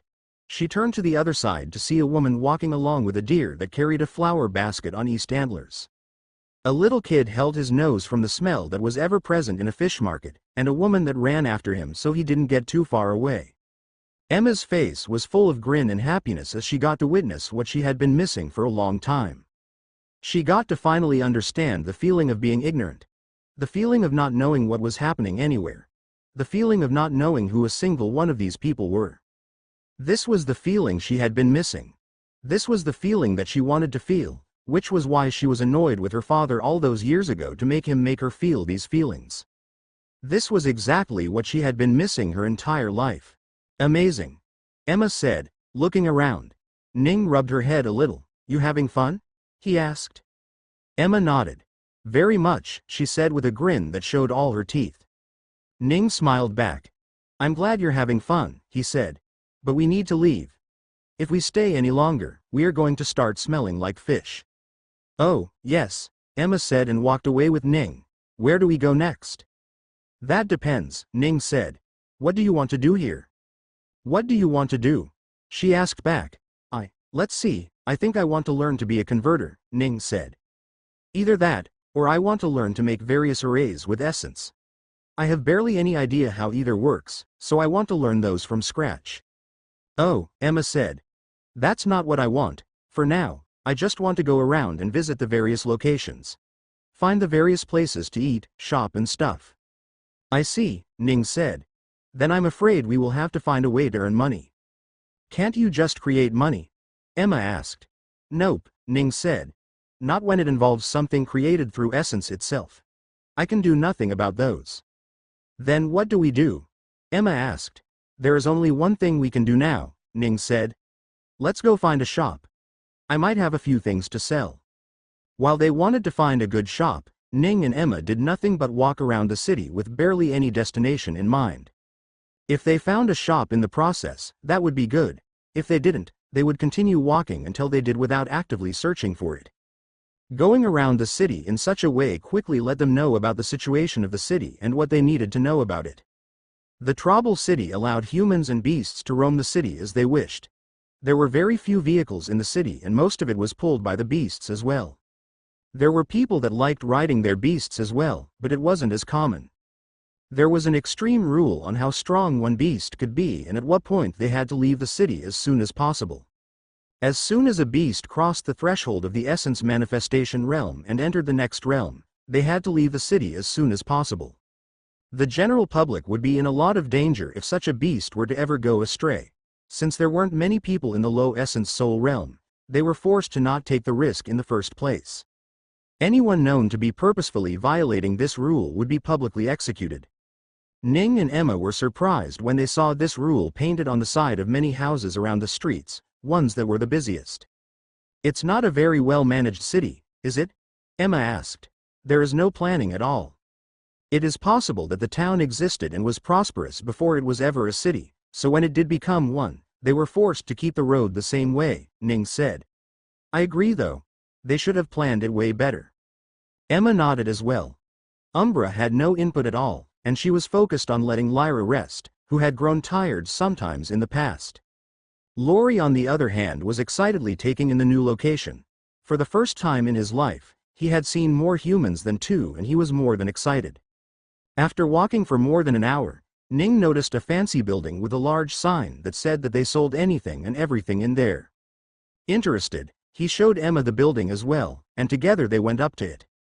"No beast allowed inside," the young man that stood as security guard for the building said. "No beast?" Ning asked. "Not even this little guy?" "None," the young man said. "What am I supposed to do with her then?" Ning asked, pointing to Umbra. Is this your first time in the city of what? The young man asked. Leave them in the beast repository. You can take them after you are done. Beast repository? Ning thought for a moment. He had seen one before coming here, thanks. He left the area and made his way to the beast repository. I'm afraid you will have to stay here, Ning said. At least until I am done with my business back in that building. It's all right, Umbra said. Go, I don't want to burden you. Ning nodded. Thank you, he said and brought Umbra and the kids inside the repository. The repository was bright and full of separate sections that were each designed to hold a bast. It wasn't like a prison or anything. If anything, Ning thought it looked similar to the car parking he remembered from so many years ago. There were many different types of beasts, all ranging from physical improvement to the essence manifestation realm. There were various human figures that stood outside the sections to look after the beasts that were kept there. He quickly analyzed the humans and saw that each and every one of them were in the essence manifestation realm, with one being in the low essence real.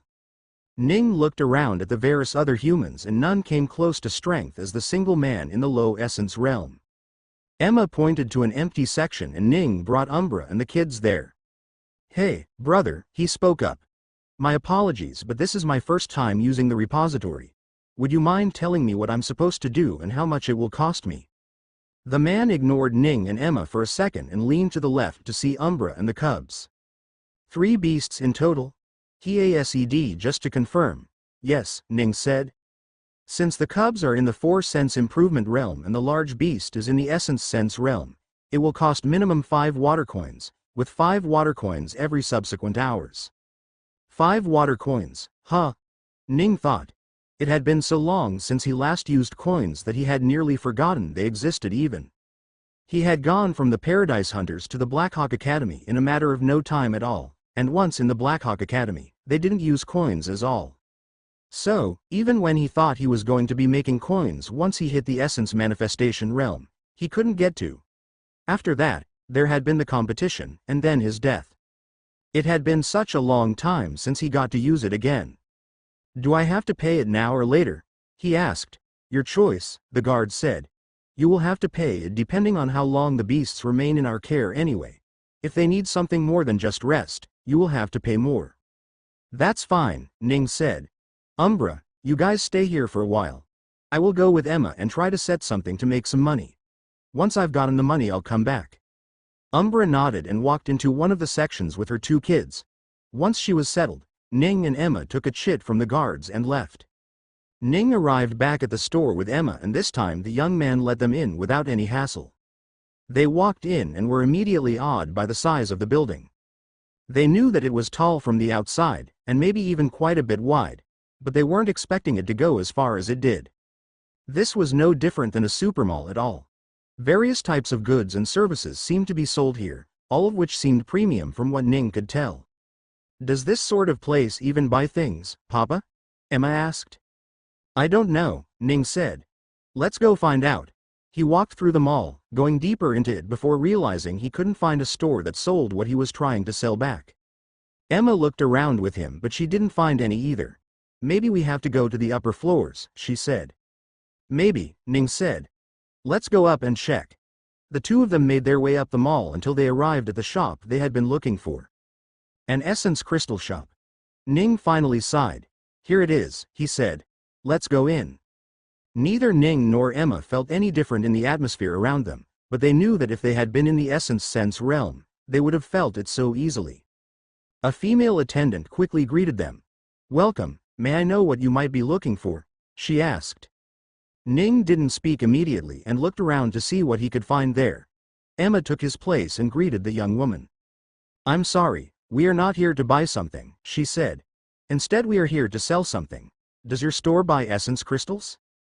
The female attendant hesitated a bit. I'm sorry, you are here to sell? She asked. Emma nodded. He tried to see if they were joking or not for a second. However, seeing the seriousness in either of their faces, the girl knew that they were serious and were here to sell. I'm sorry, miss. Our store doesn't buy essence crystals from customers. We have our own suppliers and we only buy from them, she said. Is that so? Emma said and looked toward her father who was still looking around. Papa, she says we can't sell here. Let's go find another store. Ning finally stopped looking around and turned toward his daughter with a bit of chuckle in him. Just because they're saying no right now doesn't mean we can't try and persuade them a little more, he said and turned toward the lady. Miss Dana, the girl said, showing the name badge on her chest. Miss Dana, Ning said. I understand that you do not want to purchase something from two random strangers. I do not know whether it is because you think we are thieves that are trying to sell something, or you want to protect the reputation of your company. But let me ask you something. If by chance your higher-ups find out that you refused us, and that we instead sold something very precious to the other stores, would they let you be, or would they fire you? He asked. The girl wasn't sure what to say at all. This wasn't the sort of situation she was prepared to handle at all. She tried to form some words to drive away the silence. How about you tell your higher-up that there is a customer that is willing to sell something very precious and that if he comes to meet me within the next 2 minutes, I will sell it to him, Ning said. If not, I will go to the other store. The girl paused for a moment before bowing a little. Please wait a minute, I will go talk to my manager. Ning smiled at his daughter. See, that's how you do it, he said. Emma frowned a bit. Why are you showing off to a little girl like her? She practically went away because she was too confused to do anything else, she said. No, but I used my words to convince her to go find her manager, Ning said. I'm pretty sure she just doesn't want to deal with you, Emma said. Besides, what's the point of lowering yourself just to sell something? There are so many stores. We didn't have to sell it here at all. Ning pouted after hearing all that. Why are you being so mean? He asked. Emma shook her head and sighed. Is this what you do when you are out on adventure? She asked. No, Ning said. Maybe. The girl quickly returned, and behind her was a middle-aged woman with a stern face. Is this him? She asked. This is the guest that wanted to meet you, the girl said and stepped back. I hear you want to sell something, the woman said. Could you please not harass my staff just because you don't like their answer? We are not in the business of buying from someone we don't know about. Ning was so taken aback for a few seconds that he didn't even know what to say at all. See? Can we leave? Emma said. No, Ning said and looked at the woman. You can reject me if you want, but the thing that I'm selling is something that your shop isn't selling at all. The manager's footsteps paused and she turned around. We sell everything. Do you? Ning asked with a doubtful look and then turned toward the display. Light, fire, water, wind, earth, sand, mud, steam, explosion, ice, magma, crystal, moonlight, and shadow, Ning said. You truly have a lot of crystals here, but you do not have everything. The manager frowned a little. That is everything that can be found and sold, she said. If that is so, then what is this? Ning asked, bringing out a glowing white crystal. The woman looked at it for a second before her eyes went wide in shock. Lightning! Lightning! The manager shouted in surprise, catching the attention of everyone in the room. Lighting? Where? Is it lighting crystal? Hey, I want it. A horde of people quickly surrounded Ning and the manager, pushing even Emma to the side. Hey young man, are you selling that? Let me buy it. How much do you want for it? 3,000 fire essence coins. Please, another man shouted. Ning's eyes never left the manager who started feeling overwhelmed by the people around her. What do you say, manager? If you don't want to buy it, I'll leave your shop. The manager realized that if she refused here, the customers that wanted it would be angry and most likely follow him to the other shop. Yes, I'll buy it. Please come with me to the side, she said before turning toward the customers. My apologies. We can't sell the essence crystal just yet without properly grading it and fixing up a price fit for something so rare. The manager turned around and left with Ning to a corner of the shop where she took the lightning crystal and looked at it with closed eyes. Wow, she couldn't help but say. This really is lightning crystal. Just where did you find it? Somewhere, Ning said. It shouldn't matter where I go it from, right? That's true, she said. And you can stop that poor girl from trying to learn about me and see if I have a criminal record. You won't find any, Ning said. The manager's eyes narrowed. She wasn't aware how Ning had seen through what the other girl was doing. Surely their secret signal had not been deciphered, had it? I'm sorry, but we have to check it, the manager said. Sure. Go ahead if you feel like you have to, Ning said. I'm just trying to stop you from being disappointed, as there really isn't anything that you can find there. Please let us be the judge of that, the manager said. Ning shrugged and looked at his daughter, who gave him a weird face. Emma gave him a weird face before looking at the manager, who simply waited. May I ask what you are waiting for? She asked.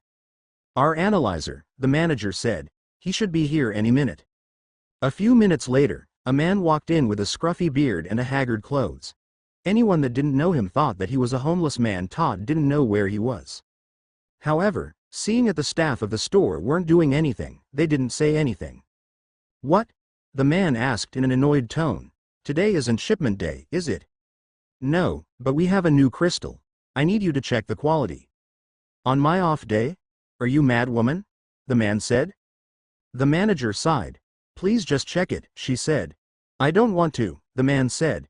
Man, I was having such a nice sleep and then they knock on my door. Do you not know how delicate my senses are?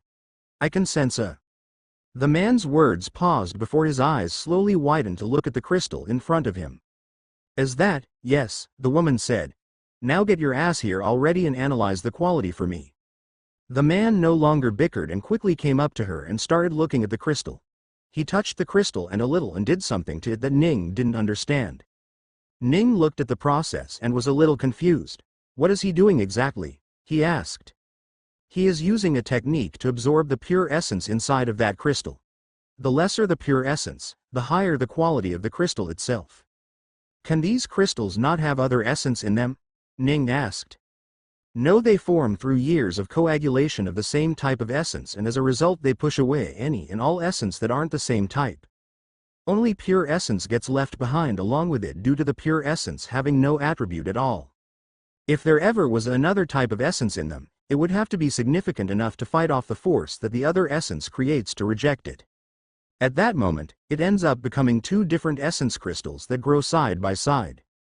Those sorts of crystals are extremely rare, to the point that there is currently none of it in the planet Astoria.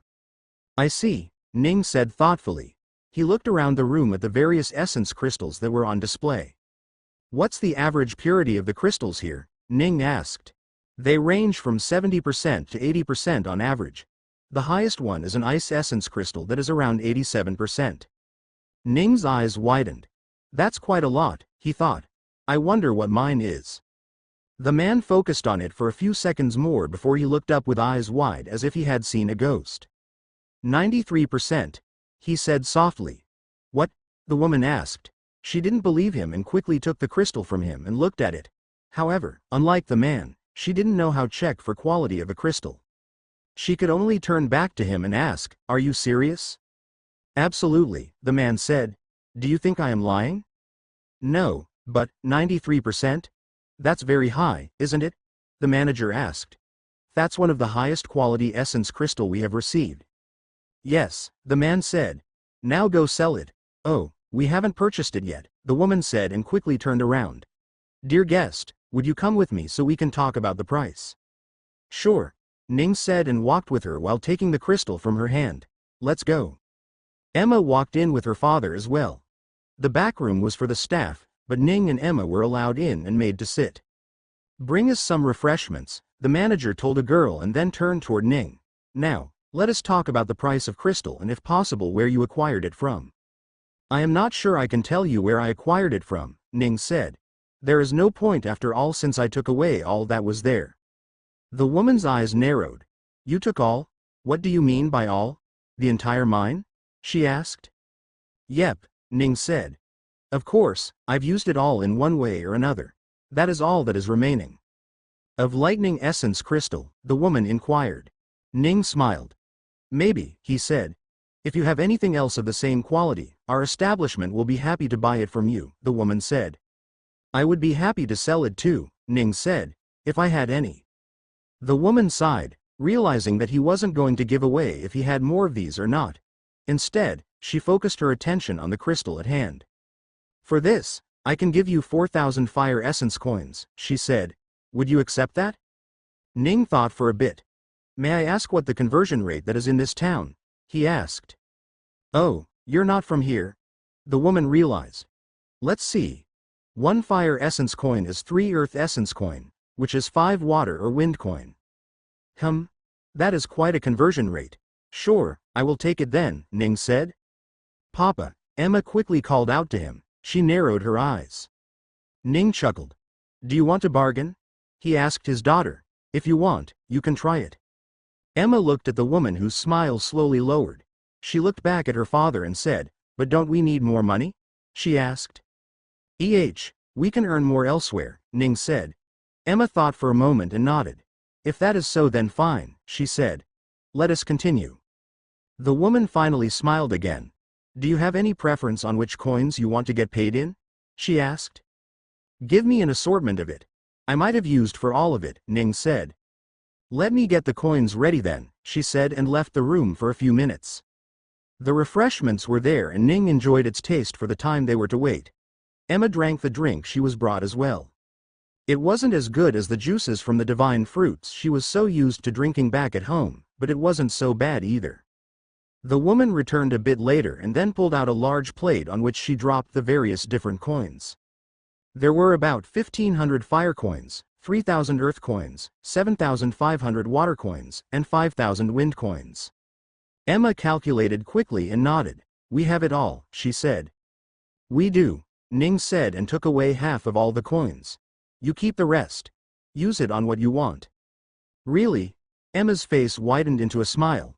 Thank you, Papa. Ning nodded and looked back at the woman. I assume our work here is done, he said to the woman. The woman could only sigh and nod. Yes, it is all done. Please don't hesitate to come back to us if you have more of such unique crystals or such quality crystals, she said. Sure, Ning said.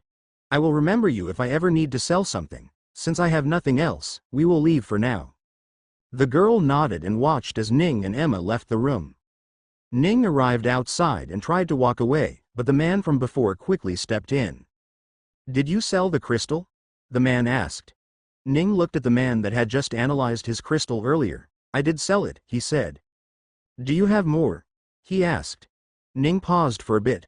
I already let your manager know what I have. You can ask her, he said. She's not my manager, the man said. I only offer my service here when I can. It's a strictly professional exchange of my ability. Oh, Ning said. I assumed you were a worker of this shop. Still, I don't really have anything to sell anymore. Are you sure? The man asked.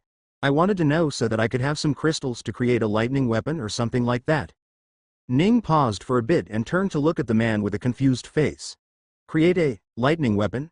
He asked. Are you a converter by any chance? One of the city's best, the man said. Well, I used to be. The man's haggard look was enough to tell Ning that he wasn't very popular. He wasn't even that well kept after all. Ning thought for a moment and asked, as far as I am aware, which isn't a lot mind you, you need to have an essence that is the same as the object you are trying to convert. If not, you end up losing a lot of it when it becomes a conduit. Surely you don't have a lightning core, so how are you going to convert the lightning crystal into a lightning essence weapon? In the first place, can you even do that? Ning asked. No, I'm not going to convert the crystal into a weapon. That is simply impossible, the man said. And it is also impossible for me to normally make a lightning weapon, or at least one that is anywhere close to being useful. However, with the help of the crystal, I can do a lot more, the man said. Ning thought for a moment. I want to learn how to convert something. Would you mind teaching me that? He asked. What? No, I'm not in the business of teaching stuff, the man said. I hate that sort of thing. That's a shame. I was hoping to pay you for your time with something that you definitely like, Ning said. I guess we can go our normal way then. All right. Wait, the man said. If you can give me something I want, then I will teach you how to convert objects into weapons. Ning smiled. It's a deal then, he said.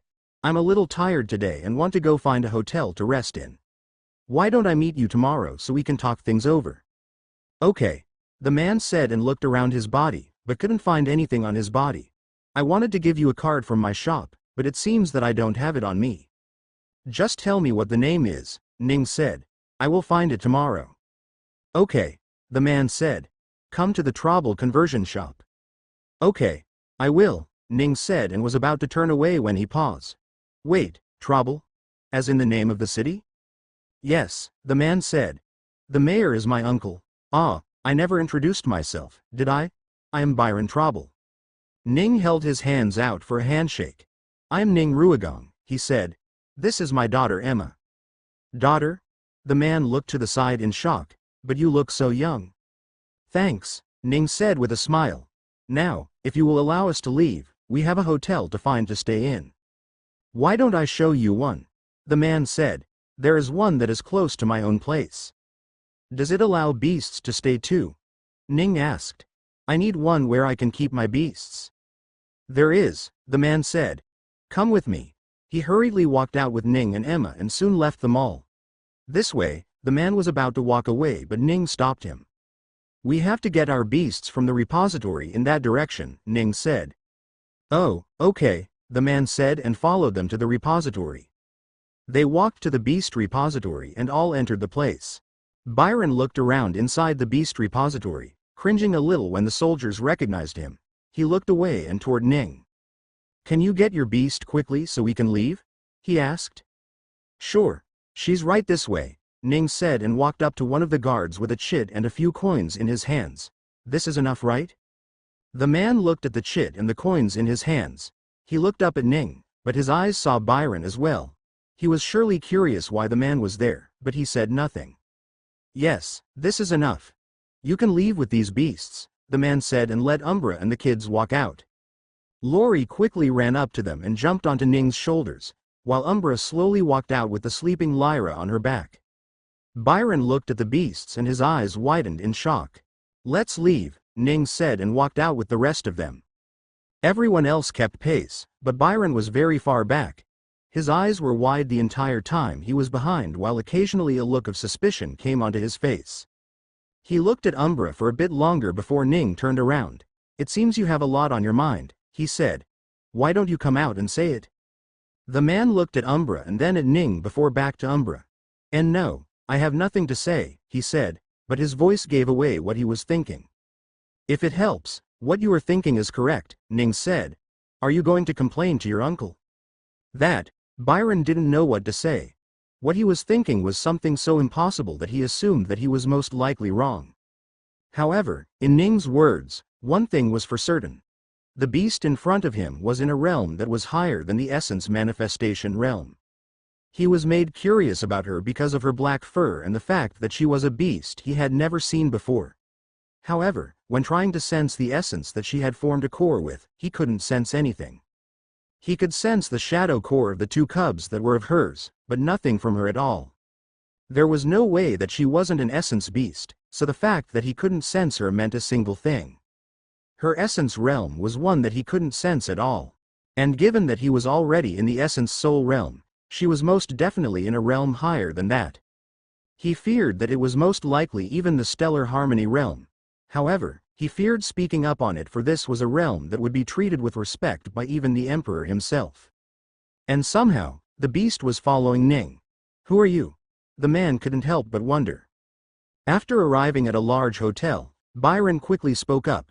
My shop is there. He pointed at the corner of a road where Ning could clearly see the trouble shop. Come visit me when you can. After saying that, he left. Ning turned around, walked up the stairs to meet with a guard again and asked him about what he could do with Umbra. A beast of that size cannot be taken to the room in the hotel. They must be kept over there. The man pointed at the side where a beast repository set up by the hotel was. Those smaller ones, however, can be taken in. Thank you, Ning said and walked there with Umbra. Do you want to keep the kids here or in the room with us? Ning asked. I can keep Lyra, Umbra said. But Lori will want to run around, so it might be better if you take him. Sure, Ning said and held onto Lori. You're okay with staying with us, right Lori? The young shadow puma nodded furiously. Yees. He spoke, butchering the only word he could speak right now. Ning quickly filled up a few things, including his license, before finally going up to the hotel. There, he got themselves a simple room and went to rest for the day. The hotel room they received wasn't as fancy as they could have hoped it would be. In a world that lacked electricity and machines, this was the best they could have gotten. The walls were plastered with something cement-like, covered in a layer of colorful plaster that wasn't exactly paint. The room was not as tall as one could have wanted it to be, but Ning couldn't reach the ceiling even with his feet lifted, so that was fine. There were 2 beds in the room, a table with a simple mirror, a place to keep your luggage and 2 chairs for people to sit in. The size of the room wasn't big, but for 30 water coins a night, this was enough. It went on to cost him around 50 water coins a night if he were to include Umbra's price as well to keep her in the repository overnight. Ning and Emma laid down on their beds while Lori jumping around the room in excitement. "Lori, don't break anything, okay?" Emma said as she stayed in the room. Her eyes moved to window when she saw it start to rain. "Wow, the rain came out of nowhere," she said. Ning closed his eyes and decided to rest for a while. "What should we do next, Papa?" Emma asked. "That's for you to decide, isn't it?" Ning asked. "But I don't know what I can do at all," Emma said. "I want to do something to push myself in using essence, but I don't know what is even available." Ning shrugged. "I don't really know either," he said. "We will have to find out tomorrow what we can do. Let's rest for today." He had some idea on what his daughter could most likely do, as he had seen more than she had, just because he was able to see everything. There was something there that he thought she would like. But he wanted her to find it herself. He wanted her to have the fun of discovering it. After resting for a bit, Ning got up. "You want to go try out some cuisines here?" he asked. They don't taste as good," Emma said. "I'm way too used to Earth's cuisine. It's fine. I don't have to eat it all after all." "Nonsense. I'll check with my system if I can erase your understanding of taste. That way you can enjoy." Someone knocked on the door. Ning paused. "Who?" he asked. "I'm a staff of the hotel. Would you like some treat from the hotel?" the man called out. "Oh." Ning's eyes narrowed. "They do that here, huh?" He got up and opened the door. Suddenly, a group of people barged in, 2 of whom quickly grabbed onto Ning and the rest gathered around them. One quickly closed the door and one spoke to the 2 of them. "Either of you 2 shout and I will gut you like a fish." "Papa." Emma panicked a little. Ning shook his head slightly to let her know it was all right. "Did the trouble guy find goons to try and rob us?" Ning wondered. "Or was it the mall? It could also be other people that saw what I sold or how much I earned," Ning thought. There were many people in the store when he brought out the lightning crystal. Had someone followed him after that? Because of his lack of essence sense, he couldn't tell if anyone followed him or not just yet, so it could be possible that he was indeed followed. "What can I help you guys with?" Ning asked. "You guys after my money?" Someone knocked him on the side of his head. "Don't talk," he said. The man looked at this hand weirdly after hitting Ning. He hadn't expected Ning's head to be so stiff. He shook his hand a little and looked around. "There's only one. I can't find the other one," another man said. Ning frowned. "Only one? What are you guys looking for?" he asked with a confused look. The same man knocked him on the head. "Stop talking," he said, shaking his hand once more. Ning glared at him and said nothing. "Papa?" Emma called out, not sure what she was supposed to do. Should she fight? Should she use her powers? But her inner feelings stopped her from wanting to hurt anyone. "Don't worry, it will be fine," Ning said. "I told you to stop talking." The man attacked Ning once again. But this time around Ning didn't sit there. He went in for a headbutt himself, breaking the man's fist in a single hit. "Ah!" The man cried out his pain as his fingers bent were completely broken and his nickels bled from the pierced bones. "Wah, what happened?" Someone called. "Stop moving," another one said, holding tightly onto Ning, but Ning didn't stop anymore. He kicked back at the man that was behind him, crashing him onto the wall behind him. He grabbed the other man that held onto him and tossed him across the room, making him crash onto the guy that on the other side. 2 men tried to pull out their weapons and pointed it at Ning, but before they could attack, Ning pulled out the Continental Sword and cut their weapons in half. The fire sword burst into a blaze, burning the man instantly. The earth sword turned into a large rock that crushed the man underneath it. Ning created a barrier underneath the man so that the room didn't suddenly collapse on itself. He then turned around and used his sword to create a strong gust of wind that sent everyone flying as they were knocked back against the room hard and fell down to the ground. Within moments they were all hurt and unable to move. Ning then crouched in front of the man with the broken fist and held him up by the hair. "I would like to ask you a few questions, so please consider not crying for a minute or 2, okay?" Ning said. I promise it will take a very short time. Emma held Lori to the side while carefully looking at the people that had been taken care of by her father. She was making sure that none of them stood back up and started attacking her father. Ning crouched in front of the man whose head he pulled up by his hair. Speak. What are you doing here? He asked. The man started speaking but stopped as the pain he felt in his hands exceeded what he could handle.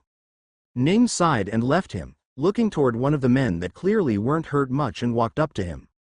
Did you come here for the beast? He asked the man. Emma's eyes narrowed and tightened her grip around Lori. They had come here for him? You said something about only one being here.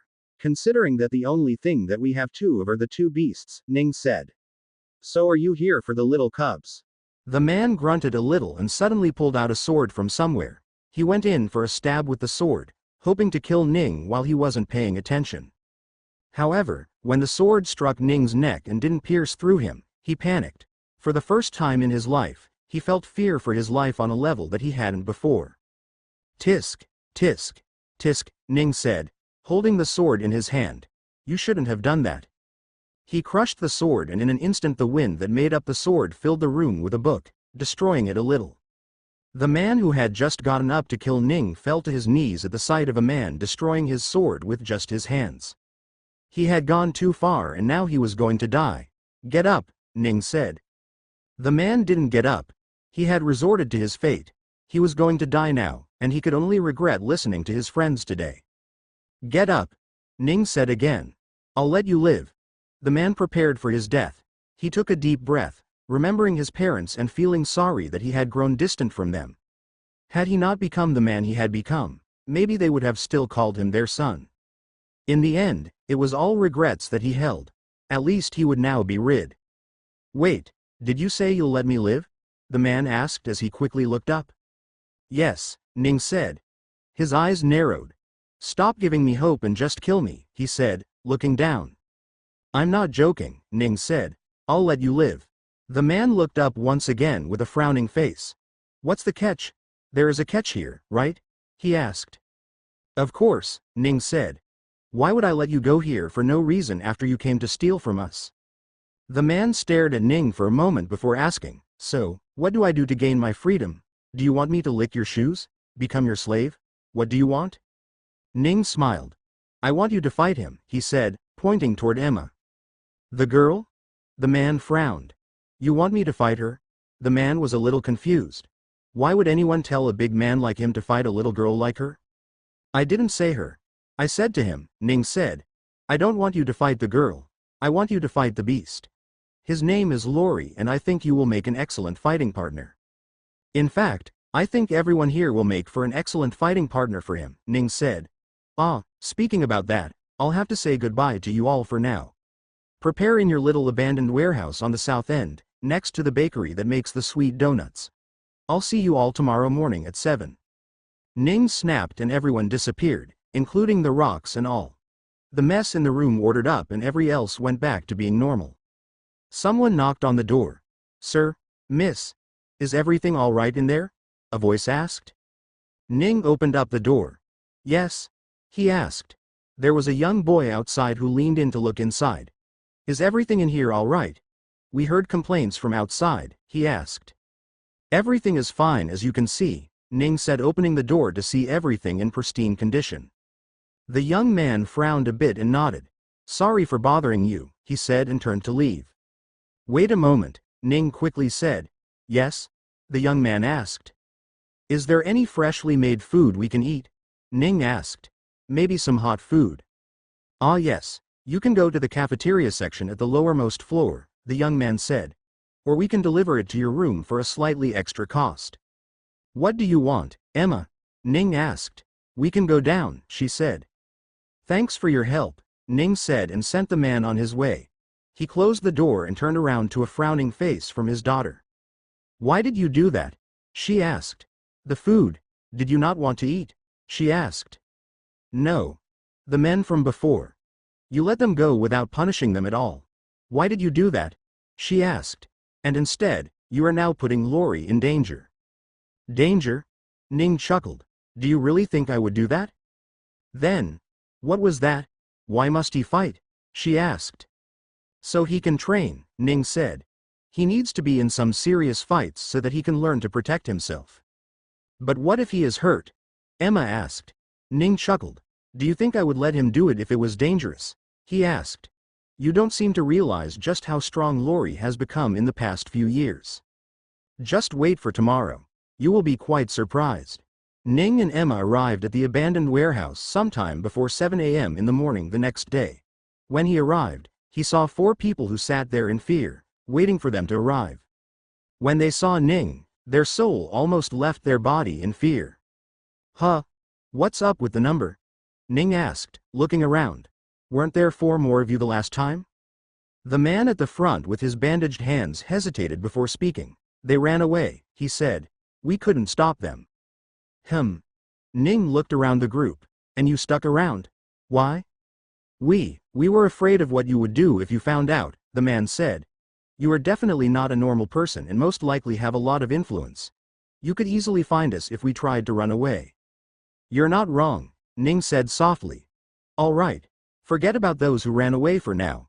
You guys have something to explain, don't you? The 4 men hesitated. Come on, spill, Ning said. Who sent you? Who do you work for? What was your exact purpose in coming to find us? It was to steal the beast you had, one of them said. And how did you know what beast we had? Ning asked. Where did you get the information about my beasts from? You walked around the town with the bee. Come on now. Do you expect me to believe that you knew what my beast is just from looking at it? Ning asked. There are 3 places where I showed my license. The dock, the beast repository in the city, and the one at the hotel. Which one was it?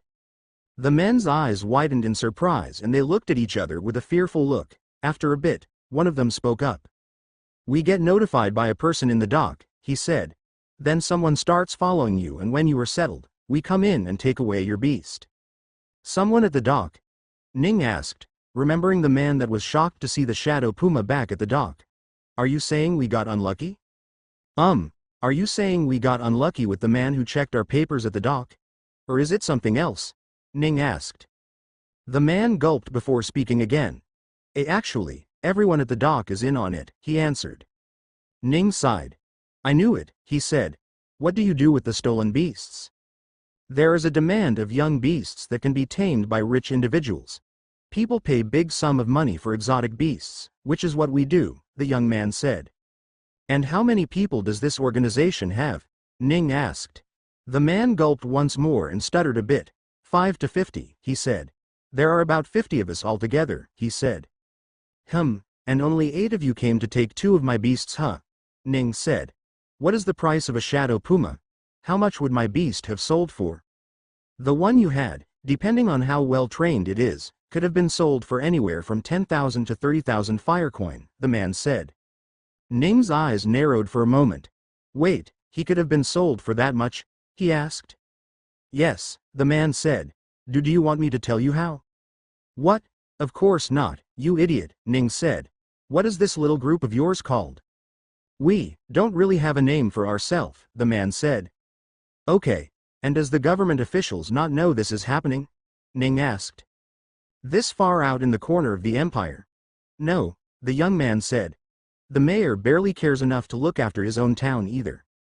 If not for the many trained soldiers keeping peace, this city would have turned lawless ages ago.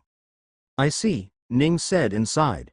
After we are done with it here today, you will all go and deliver yourself to the authorities and tell them who you are and what you have done, understood? Give ourself up? Sir, can we not do that? One of the young men asked. Someone slapped him in the back of his head, shutting him up. We will do as you say, the other man said. We will give ourselves to the authorities. Good, Ning said. And don't think you can just say that and not do it. I will be watching your moves even when I'm not around. The men gulped, but they weren't going to believe him just yet. Now, about the fight I told you about yesterday, Ning said. We can start it. Oh wait, we're still missing a few people, aren't we? The 4 men looked confused for a moment before Ning snapped his fingers. In an instant, they saw something appear in front of them, all falling to the ground. What's going on? Where are we? Who? 4 men had arrived out of nowhere and looked around for a moment before they saw the man in front of them that smiled in their direction. They were sure that was no man but a devil instead. I hear you guys tried to run away, Ning said. Did you think that was going to work? The four new men instantly broke down and started crying, begging and pleading for their life, and saying how sorry they were for running away. Ning sighed and looked at the other four that had been there from the start. Once we are done here, it is your job to explain to what they are supposed to do, okay? The four men nodded. All right, Ning said. Now stop crying. It is time for you all to do what I brought you all here to do. It's time for you to fight, he said, and looked next to him. Umbra, come out. A darkness became visible a few steps away from Ning as the shadowy veil lifted itself and Umbra showed herself. On top of her were the two little pumas, Lori and Lyra. The ones that were going to fight here today. Lori stepped up front with no hesitation at all. He was excited with the prospect of fighting and was more than willing to do it. Lyra on the other hand was much more shy and wasn't really into the mood to fight at all. But, with even Umbra telling her to do so, she really didn't have much choice in the matter at all. Ning stood back with a massive smile on his face as he waited for the other people to step forward. The men lined up as per Ning's orders and the one at the front of the line looked toward Lori before turning to Ning. That beast is only in the 5-sense improvement realm. Are you sure that you want me to fight him? He asked. Of course, Ning said. Why else would I ask you to fight him? But I'm in the essence sense realm, the man said. I know, Ning said. Emma frowned from the side. Was there something that her father knew that she didn't? She had asked him not to teach her much about essence aside from providing her with the best techniques, but she had wanted to learn the rest about essence herself. There was definitely something here that was making her father really confident in Lori and Lyra's capability.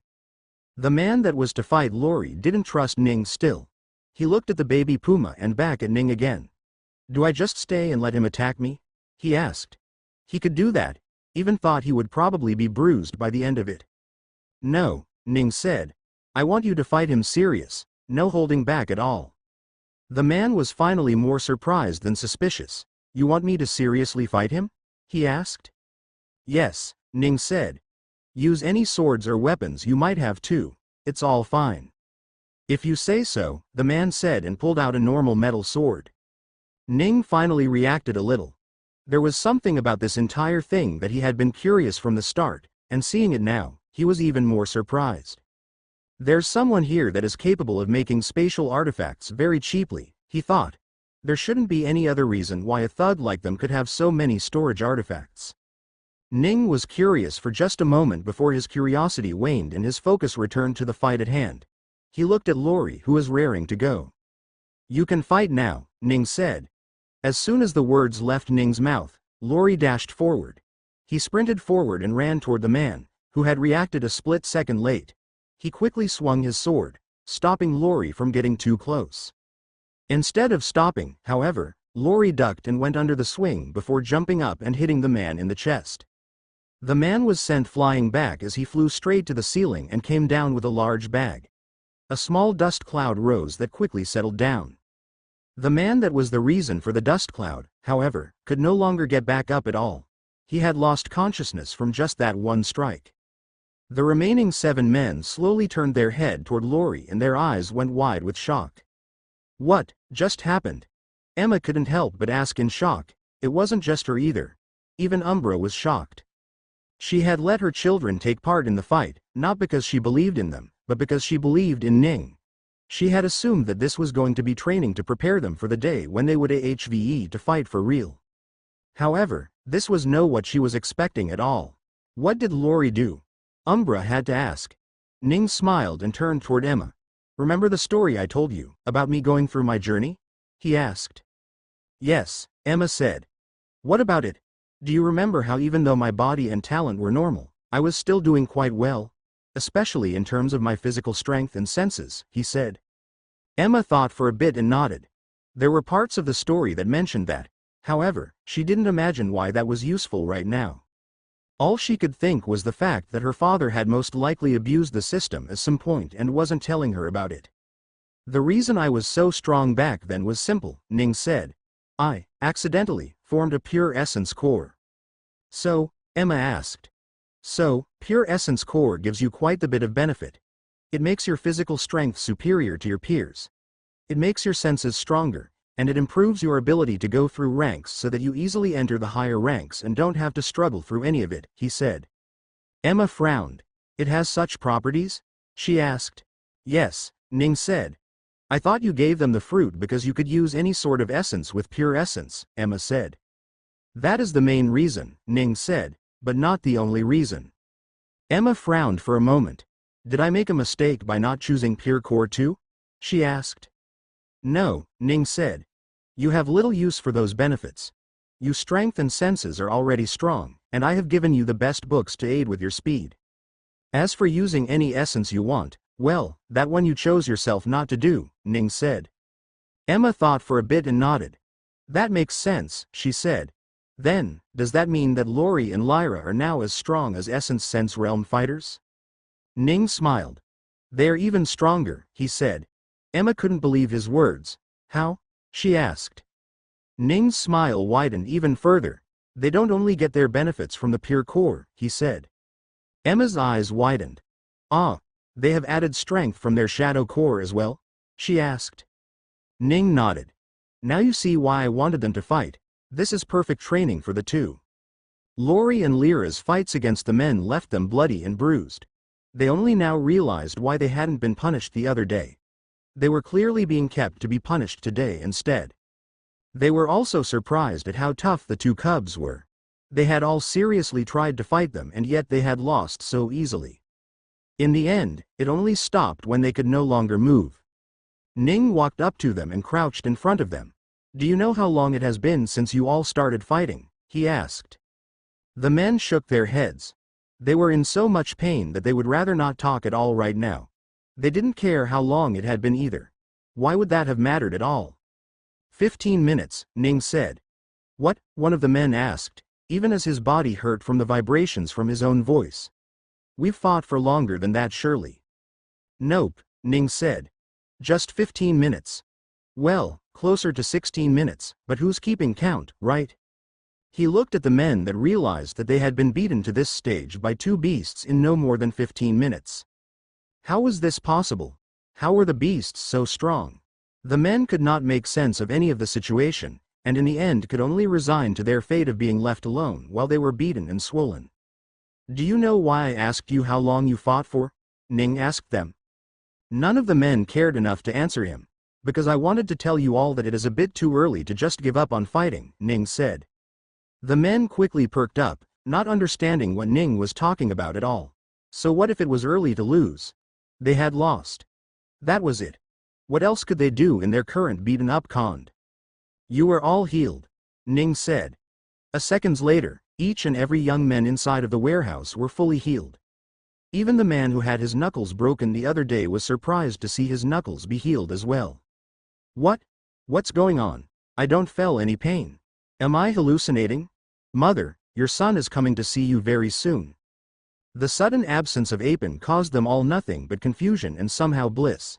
They were happy at the sudden lack of pain as well as the ability to move around without in pain. Thank you. One of them shouted. This is like heaven. Am I in heaven? Another one asked. We must be in heaven. Ning sighed. Stop being so dramatic, he said. It is time for you all to go and fight again. The men paused. They looked down at Ning and then at the two cubs, one of which was more than excited to fight them. The men gulped and looked at Ning. Can we not fight? We already fought, they said. Oh, is that so? Ning said. Well, I guess then I must take back all the healing I just did. He cracked his knuckles to make a large cracking noise. Come. Let me break your bones in the exact same way you were beaten earlier. The threat was more than enough. No, no, no, no, no, no, we will fight, one of them quickly said and turned around to the pumas. The men gulped and quickly formed in line. The front portion was taken up by the people that wanted to get this over with. The rest of them that hoped Ning would get bored at some time and stopped making them fight. Lori looked at the man at the first and charged without even waiting for the fight to begin. The man quickly reacted and placed his hands forth, but it wasn't enough. He was struck so hard that he was sent flying away by a single strike. In the end, that man got what he wished for. A swift dealing of matters. They wanted it all to be over with quickly and it was. However, They hadn't realized that being beaten up early meant that they had to stay in pain for a long time still. Lyra made the second attack. She ran toward the other man, copying her brother as she did so. When she arrived there, however, instead of headbutting them, she ran underneath their legs and jumped before slamming their back with their paws. The strength of these cubs were enough to send the man flying through the room. He flew in Laurie's direction, who cuckily jumped and dealt the knockout blow that sent the man's body flying like a rag doll. The fighting continued a little more before Ning arrived around them. "Not yet," he said, once again healing them all. "No. Please.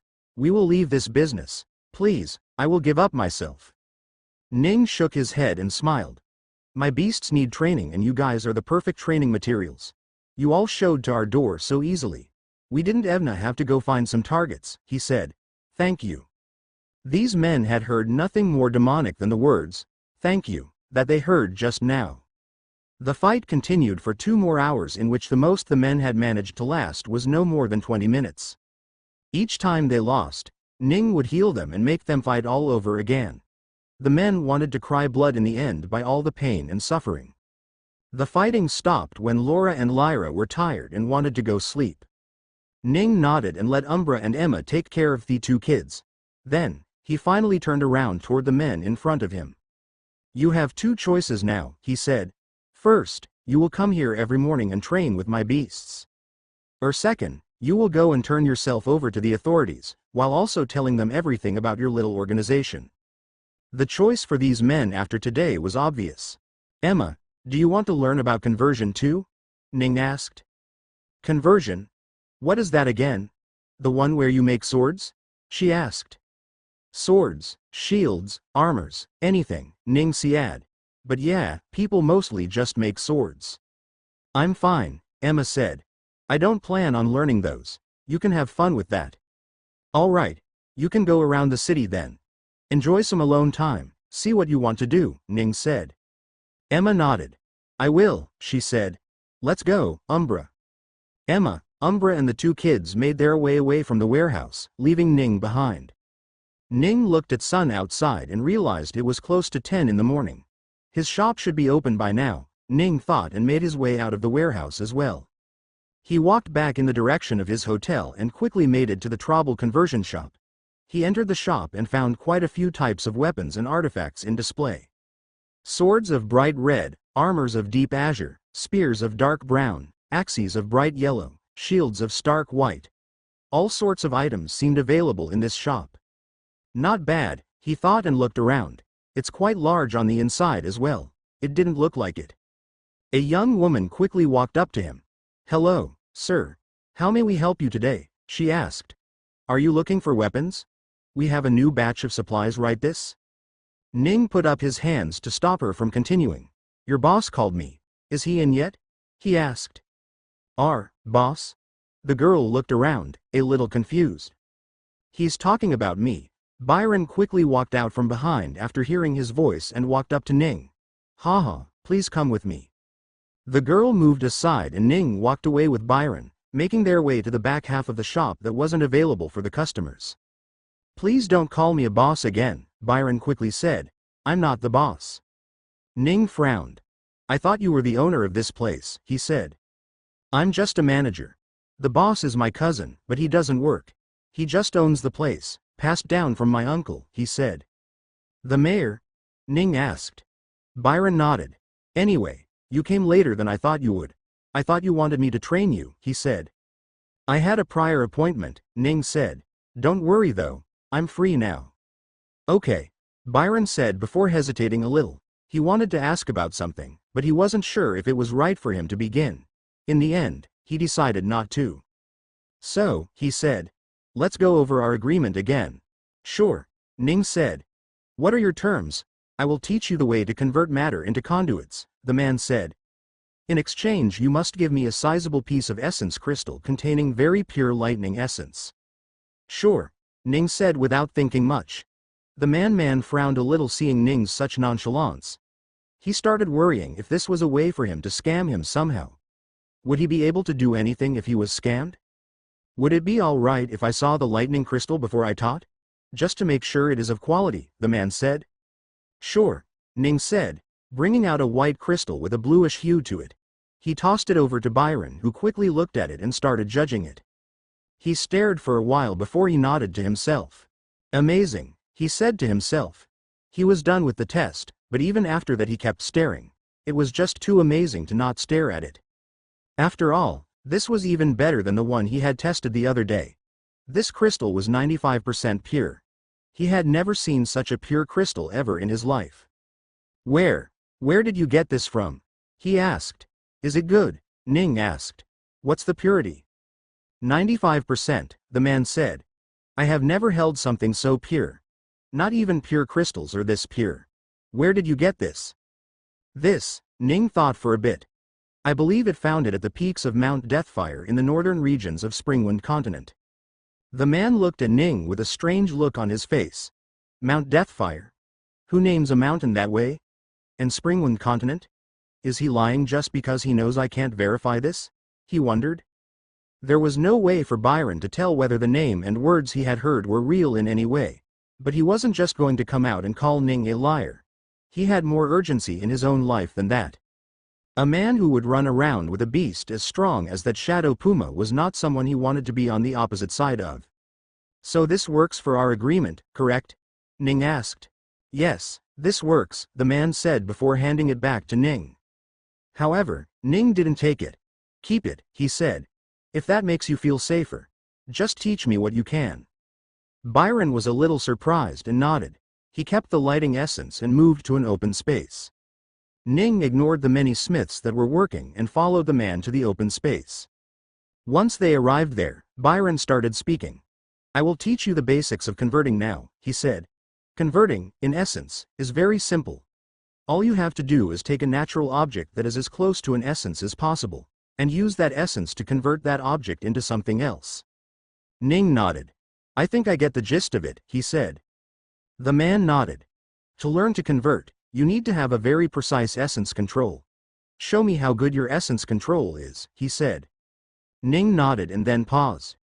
Essence control? He asked. I can't do that. I'm not in the essence manifestation realm. Byron looked at Ning with a weird look, not understanding what he was saying. You just have to use your essence, he said. Yeah, I get that, Ning said. I'm saying I can't do that.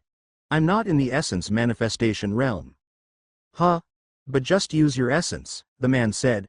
Are you not hearing me? Ning asked. I can't use my essence like that.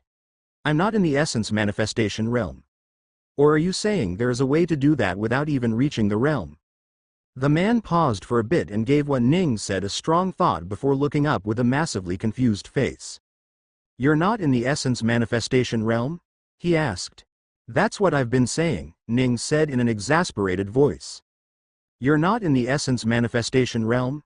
He asked again. No, Ning said. I'm just in the five-sense manifestation realm. Byron couldn't believe it at all. But that beast. Isn't the beast in the true essence soul realm? He asked.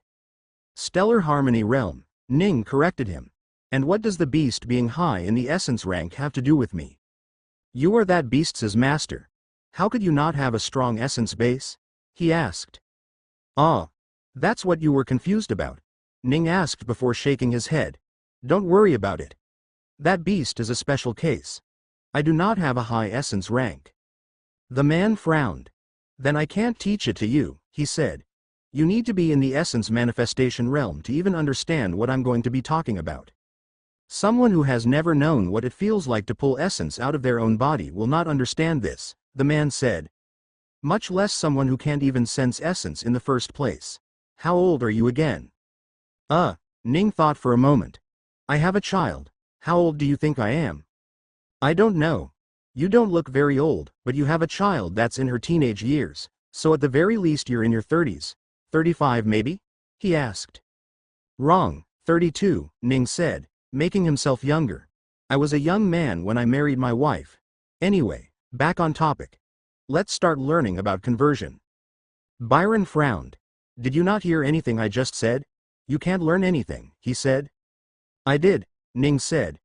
You need someone with the experience of an essence manifestation realm, correct? Then it works for me. Just tell me what it is I need to do. But, you can't. Do you want the lightning essence crystal or not? Ning asked. Byron shut up. Yes, he said. Then let's start, shall we? He said, and moved his hand to the side where suddenly a boulder appeared out of nowhere. Byron moved backward in fear. What is this? Where did it come from? He asked. Someone idiots gave it to me in my room yesterday, Ning said. Don't worry about it. Just show me what it is that you can do with your essence. Byron frowned a little. It would be so much better if you could sense it. Putting everything that is happening into words is a lot harder, he said. Ning sighed. Fine, he said. Wait for a second then. He sat down on the ground right in front of Byron and pulled out a lightning essence crystal, one that was clearly shaped differently from the one that he had pulled out before. What are you doing? Byron asked, a little confused. What you asked for, Ning said and started absorbing the lightning essence crystal. When he absorbed the lightning essence, his essence core switched, going from sound essence core to lightning essence core, which surprised Byron beyond belief. He stepped back in shock as he realized that the man before him actually had a dual core. Dual core, one with lightning and one with an essence that even I don't recognize, the man thought. Just who is this man? The technique Ning used allowed for rapid essence absorption. Not only was it absorbed rapidly, but it also refined the core just as fast, making it strong enough to handle the next tier of essence. As easily as that, Ning entered the essence sense tier with his lightning core. It was because of Emma's request to go on an adventure before her essence cores were too strong to enjoy mundane life. If not for that, Ning would have entered the essence manifestation realm with all of his cores before leaving the secret realm. Now that it had come to this, there was no point in waiting anymore, so he did as he was asked. After a minute, he opened his eyes and looked toward Byron. This is enough for you? He asked. It's only been 5 minutes, the man said. Can you start? Ning asked. The man's eyes remained wide and he did not answer Ning's question at all. It was doubtful if he even heard it at all. It's only been 5 minutes, he said. How did you break through so quickly? Ning sighed and waited for the man to come out of his shock. The man's eyes moved left to right trying to understand anything he could before he came out of his stunned state. He looked around and settled on Ning, who was watching him with crossed arm. You done? Ning asked.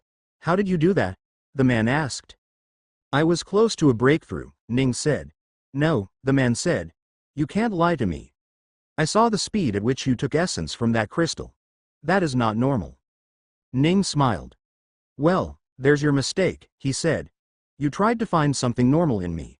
Have I not made it abundantly clear how that is a bad idea? The man's shocked expression still didn't leave his face, but his emotions calmed down a lot. What now? He asked. What else? Ning asked. Now that I'm done breaking through, it's time for you to teach me what I came here for. Byron was still very confused and shocked as to everything surrounding Ning, but he still managed to start teaching Ning. All right, I'll show using this rock, the man said with a sigh. I have a fire essence core, so doing a rock is not really considered a good idea, but why not? I won't fail. Do you fail when you try to make essence artifacts using objects that aren't the same as what your essence core is? Ning asked. Yes, the man said. More accurately, there is a chance of failing as the more different your energy is from the object, the higher the rejection rate is. Fire to earth doesn't have much rejection, but something like light to earth has way more rejection. Although that isn't to say it's not possible, the man said. It's all about control. You have to force your essence to properly cover the entire object while it is constantly rejecting. If you can do that, you can do it, Byron said. Is that so? Ning said. Let us see then. All right, make sure you're feeling it all, Byron said and started. Byron started once he said that. Fire essence flew out of him and entered the rock in front of him. Ning felt what was happening and noticed that it was being rejected somewhat, but Byron was quickly working on it to force the fire essence into the rock. The more he put in the harder the rejection became to handle. But Byron didn't seem fazed at all. He followed through with task he was doing and even slowed it down for Ning to look at it all. Once he was done, the rock glowed bright orange, as if it was no longer a rock at all. Byron took a deep breath and let it go. That was the easy part, he said. Now the difficult part. He reached out to the glowing ball of orange and pulled a small portion of it out from it, along with which came a long strand of orange color. A hammer and anvil appeared in front of Byron as he pulled the orange ball and started hammering. "You don't need to do this part just as I do," the said. "This is just how I have come to learn it." He hammered away, not speaking for a short while. As he hammered, he pulled on the orange rock and hammered more of it on top of the anvil. "If you can find some easier method for yourself, you should try it," the man said. "The most important part is visualization.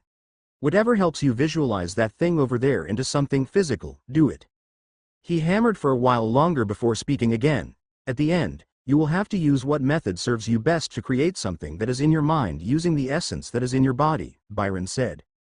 He stopped hammering as all of the orange rock was gone, turned into a brown sword that was now an earth conduit. Byron put away the hammer and anvil and raised the sword high. "See," he said. "This is how you make conduits." "I see," Ning said, going close to it. He took the sword from Byron's arm and flipped it around before handing it back. "There's a nice set of designs on the sword. Is that something you are used to by now and can visualize?" "Yes," Byron said. "I don't suggest you start with making intricate swords though. Just make simple swords that look worse than wooden swords. While the physical application of such swords won't be more than as just a club, the practical application as a conduit won't be very different." "I see," Ning said. "If you want to learn how to make swords or armors." "Oh, you don't have to worry about my visualization skills," Ning said. "I can guarantee that they are top-notch. Let's just say I spent a lot of time make things for others when I had nothing else to do." "Oh, then I suppose that works," the man said. "Did you understand how it works or do you want more examples?" "I think I get it," Ning said, "although, one thing is a little confusing to me."